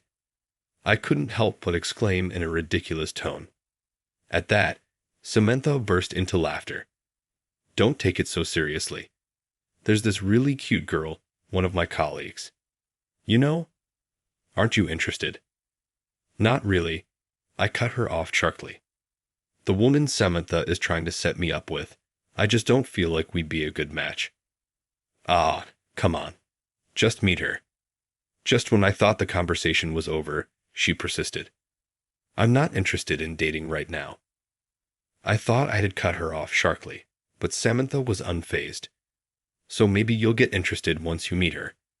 Seriously, don't you find everyday life a bit bland? I've never seen you looking like you're having fun. She said this bluntly. Since she's always like this, her words don't particularly hurt me. I'm satisfied with my life as it is. Besides, Samantha, what are you thinking of introducing someone like me? No offense, but I'm a plain guy. I know it's one thing to say it myself, but it irks me when others do. All the guys around me are so loud. I thought maybe it'd be refreshing to have someone like you around for a change. That was quite an insult. Naturally, my answer was a firm no. But right, it's settled then. This Sunday at 10 a.m., meet at Central Station. You have a car, right? Come pick me up in your car, okay. She had forcefully decided on the time and place. I said I'm not going. It's impossible. Please ask someone else. How about asking Ryan? When I casually mentioned Ryan, his eyes widened and he shook his head vigorously. Robert is the one I want this time. Are you really going to turn down a colleague's request? I won't do your errands anymore. I won't even process your expenses. Are you okay with that? That would be a problem. But just as I was about to complain further, our manager Brandon shouted in anger, Samantha, enough. Good. Brandon finally intervened. Just as I thought this issue was resolved. Robert, just give in and go. She's making too much noise. Followed by an unbelievable continuation. Yes, look, it's an order from the manager. I tried to protest, Samantha cutting off her exclamations. But come on, it's a good experience. Maybe non-assertive men are the trend now. But as an American man, Brandon suddenly fired up, lectured me for about 20 minutes. I decided to give up. Fine, I'll go on Sunday. It seems she targeted me out of novelty, but I planned to bow out within 5 seconds of the meeting. On Sunday, I dressed casually and arrived at the meeting spot in my beloved car. After parking, I met up with them at the station concourse next to Samantha, who was wearing an even flashier miniskirt than usual. Her hair wasn't as flashy as Samantha's, but still dyed brown. Her makeup was impeccable with false eyelashes, and she wore a long skirt. Samantha was teasing her. "Hey, Sophia, what's with that outfit? You're less enthusiastic than usual. Where's your sexy miniskirt? Don't spill the beans, Samantha." So she usually wears more revealing clothes. "Isn't your perfume too mild today, hey?" "But Samantha, you said, milder is better." "I did say that, but isn't this too mild, right, Robert?" Honestly, I couldn't care less. I really think we're just too different. "Ah, this is Sophia," Samantha introduced us, ignoring my confusion. The woman introduced herself cheerfully. "I'm Sophia. Very happy to meet you today." "I'm Robert. Nice to meet you." As I mumbled my greeting, Samantha immediately retorted, "Cheer up. Stand up straight. And what's with that outfit? You knew you were meeting a girl, right? You could have put more effort into it." "I should have chosen an outfit for you." Samantha was as loud as ever this early in the morning. "This is my best outfit, though." Samantha was shocked by my blurted reply, and Sophia burst out laughing. Did she just laugh? That's funny. I didn't know what exactly tickled her, but my appearance didn't make her decline the blind date. "Then let's head over to the cafe in Robert's car. We can talk more there." Samantha energetically waved her fist and headed for the parking lot. We arrived at the parking lot and walked toward my beloved car. As we approached, Samantha's face grew increasingly pale.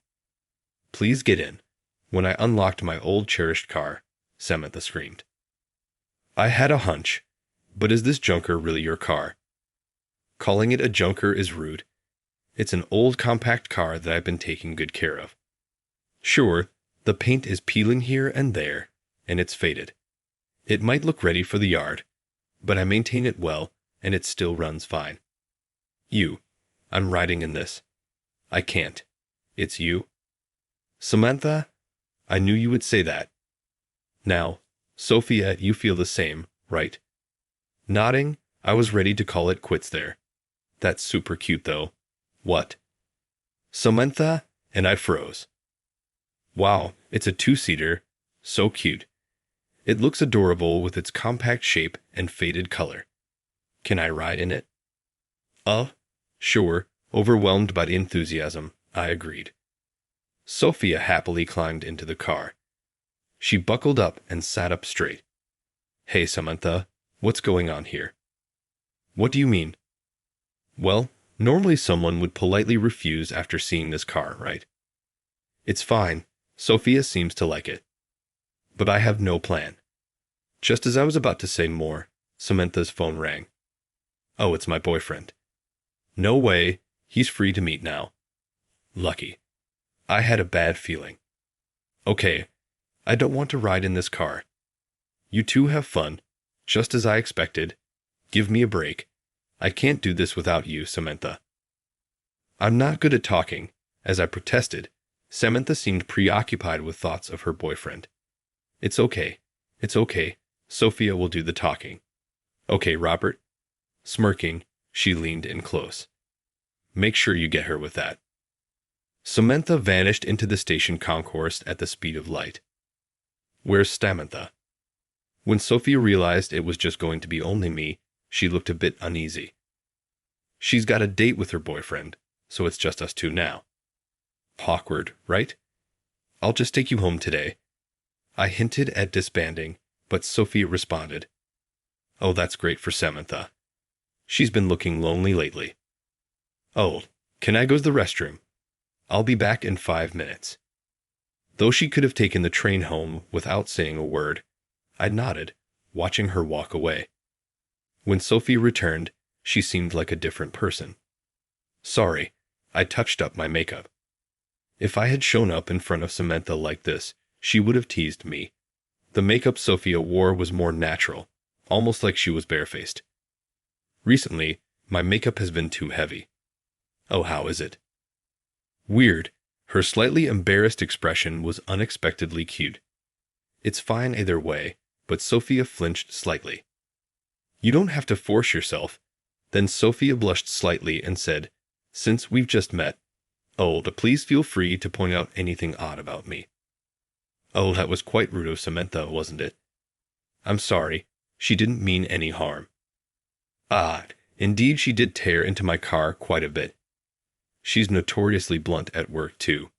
But it's okay. She may speak harshly, but at heart she's a good person. I know that. She's also meticulous at her job, and she even makes coffee daily, keeping each employee's preferences in mind. Saying this, Sophia looked as if she herself had been praised. Are you sure this is okay? Suddenly, just the two of us. It's fine. Let's go. So the blind date continued. I'm not good at making conversation, and surely if the silence in the car drags on, she will tire of a plain guy like me. I tried to steel myself, but then. Do you want some chewing gum? Water? I brought a variety of things. Do you prefer sweet or salty snacks? What do you like to do on your days off? Her words bombarded me like an unstoppable deluge. There was hardly a moment of silence, and there I was, unable to respond well. Gradually, I began to sink into self-loathing. This is fun. Hearing that, I blurted out, I'm not looking to date anyone right now. Without any context, I had blurted out my true feelings. I was slightly irritated that Sophia called our quiet car ride fun. I wasn't providing any entertainment. There's no way it could actually be fun. We should end this farce quickly. It's a waste of both my time and Sophia's. At a red light, I glanced at Sophia's face, and she responded with a smile. That's okay. Her smile seemed a bit clouded. Don't be so serious. Oh, are you tired from driving? Should we take a break somewhere? The tense atmosphere lightened slightly. In the end, my statement only seemed to make her more considerate. Feeling unbearable, I suggested going to a movie.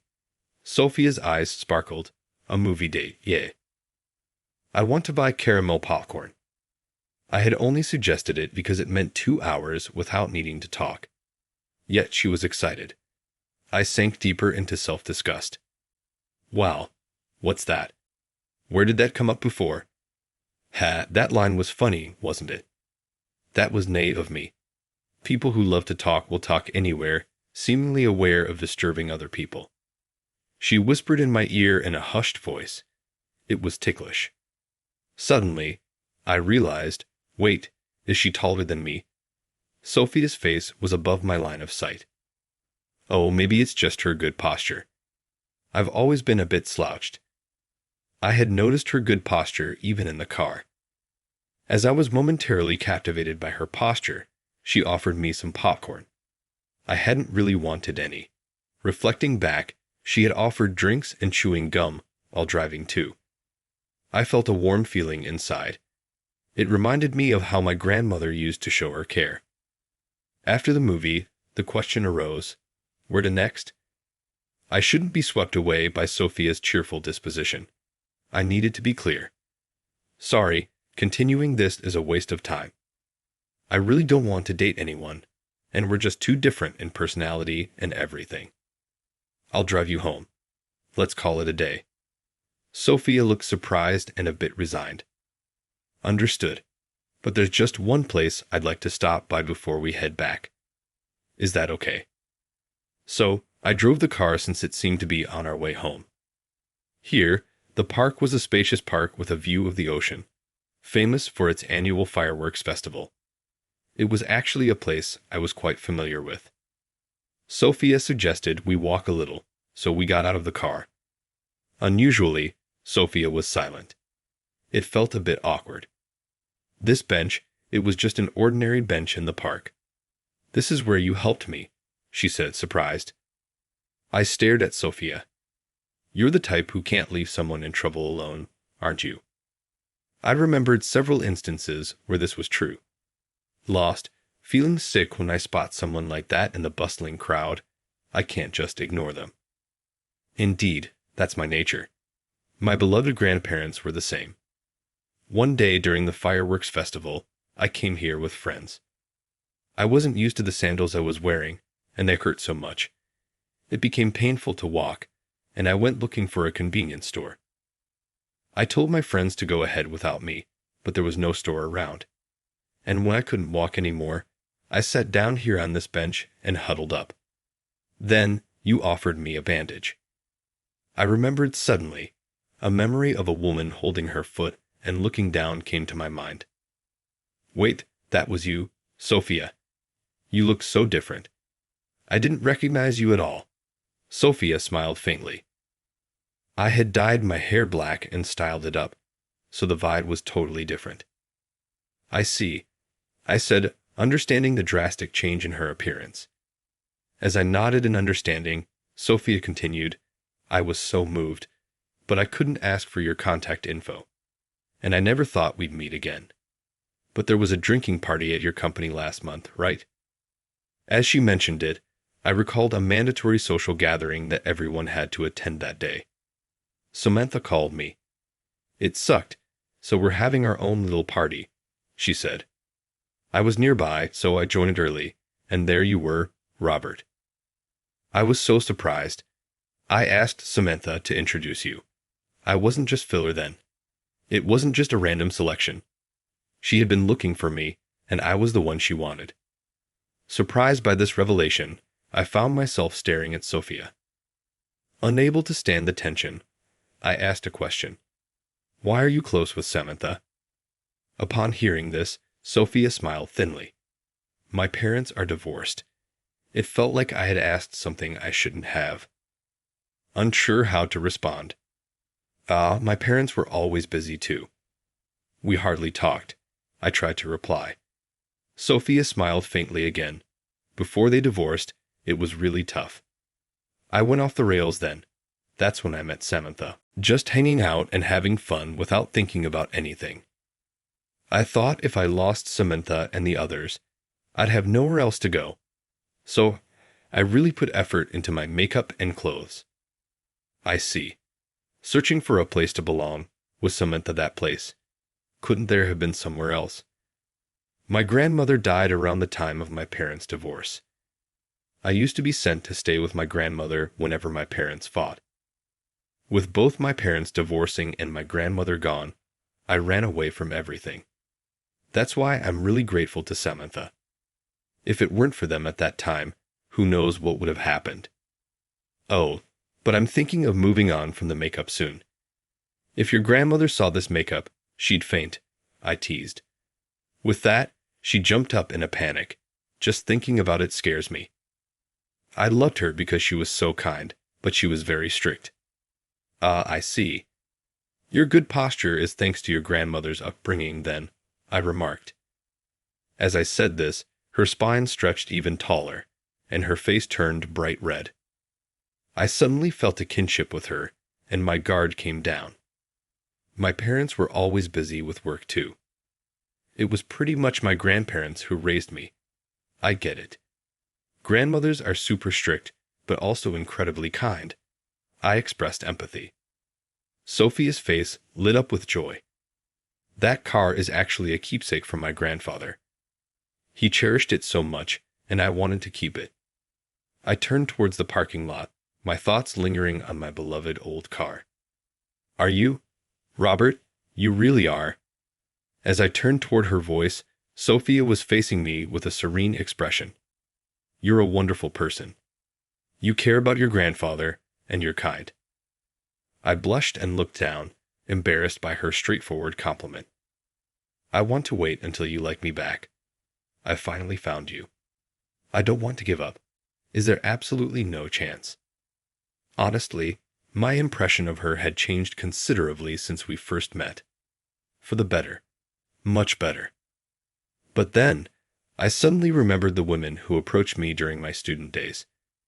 As soon as they realized I wasn't what they expected, they drifted away. Give me some time to think. That was all I could manage to say. Months later, sorry for making you wait. I just couldn't tie this ribbon properly. Does it look okay? Sophia twirled in front of me in her dress. It looks fine, but it might come undone if you move too much. Hearing this, she suddenly straightened her back, startled. I won't get too excited, but she gently took my hand. Is it okay if I hold your hand? She looked up at me with those big eyes. I was probably blushing all the way to my ears. Today was our fireworks date at that same park where we had apparently first met. Yes, I had decided to date Sophia. After that day, we parted ways. Sophia was persistent. She'd call or message whenever there was a chance. Somehow, she had managed to set up dates without me even realizing. Samantha kept teasing me, Sophia has changed. Are you guys dating? Just date her already. Sophia had gradually become more herself around Samantha. I didn't need Samantha to tell me, but by that time, I had fallen in love with Sophia, who I felt comfortable with. Sophia was talkative and cheerful, of course. She never got upset, even when I couldn't speak well. Recently, even the silences felt comfortable. That's why I was worried whether to let Sophia know everything about me as I truly am. After watching the fireworks as we were moving through the crowd, Sophia noticeably slowed down. I looked down and saw that the tops of her feet were red. It seemed the straps of her sandals had rubbed her skin raw again. Unfortunately, I didn't have any Band-Aids with me today. Sophia was supposed to have brought some, but they were nowhere to be found, possibly dropped somewhere. It looked like it would be difficult to get her back to her apartment by train. Maybe this is a good opportunity. I muttered softly, and Sophia tilted her head in confusion, feeling a sudden closeness. I suggested, my place is nearby, should we go there? Sophia reacted with exaggerated surprise. In the months we had been seeing each other, I had never once invited her over to my home. While I had stopped by her place a few times when dropping her off, I had never hosted her at mine. She seemed a bit sad about this. The reason I hesitated to invite her over. It was because, wait, is this high-rise yours? That was the reason. Wait, you work at the same company as Samantha, right? How can you afford the rent here? I invited Sophia inside and tended to her feet. What did Samantha tell you about me? Sophia recounted as she remembered. Well, she said you were plain, serious, always brought your lunch, and seemed like you didn't have much money. She even wondered if I still wanted you. What a description. But that was fine. That was the kind of person I was striving to become. I am plain and serious, but my investments have done well, and I have a decent amount of money, enough to buy a high-rise as a tax strategy, I explained. Sophia's eyes widened even more. Why didn't you tell me until now? She squeezed out a perfectly reasonable question in one word. Distrust. My parents were successful in business. Remember I told you they were always busy. That meant a lot of money was around. I don't live lavishly, but somehow people find out about such things. People would befriend me, and when they realized they couldn't get money out of me, they'd call me boring and exclude me. I went out with a girl because she said, I like your kindness, and then she asked me for expensive brand-name goods for her birthday and Christmas. I didn't have that kind of allowance, so when I refused, they'd call me lame and break up with me. Eventually, I realized they were only after my parents' money, and I couldn't trust anyone anymore, I confessed. Sophia looked like she was about to cry. What about your parents? They handed over their business and are enjoying their retirement abroad. Didn't you take over the business? A natural question. Maybe it was out of stubbornness. I didn't want to simply inherit my parents' success. It didn't suit me, I said awkwardly, looking down. The business was in trade, involving a lot of travel and socializing, which I found difficult.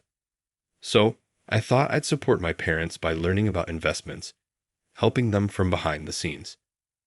They probably knew I was struggling. They decided to hand the business over to someone else and told me to live freely.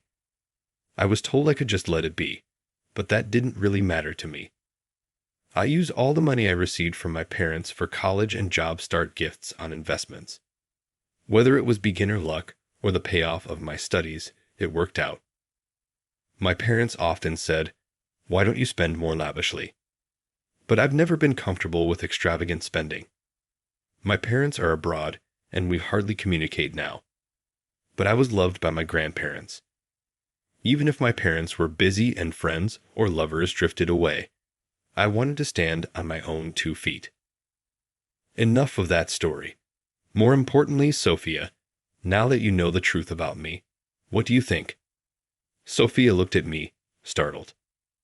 Perhaps she thought she had struck it rich, or that I had been awful for deceiving her, or that I hadn't trusted her enough to share this for so long. However, Sophia surprised me with a response I hadn't anticipated. "I'm not a match for you." A question mark appeared in my mind. I decided to ask her directly, "What do you mean?" Tears began to fall from Sophia's eyes. "I'm not a match for you. You come from such a respectable family. You've experienced loneliness, yet didn't lash out and drop out. You went to university. You even learned how to invest to support your parents and stood on your own without frivolously using their money." I felt like crying too. There have been times when I thought about spending my parents' money freely. Everyone around me expected that of me, but it was my beloved grandparents who stopped me.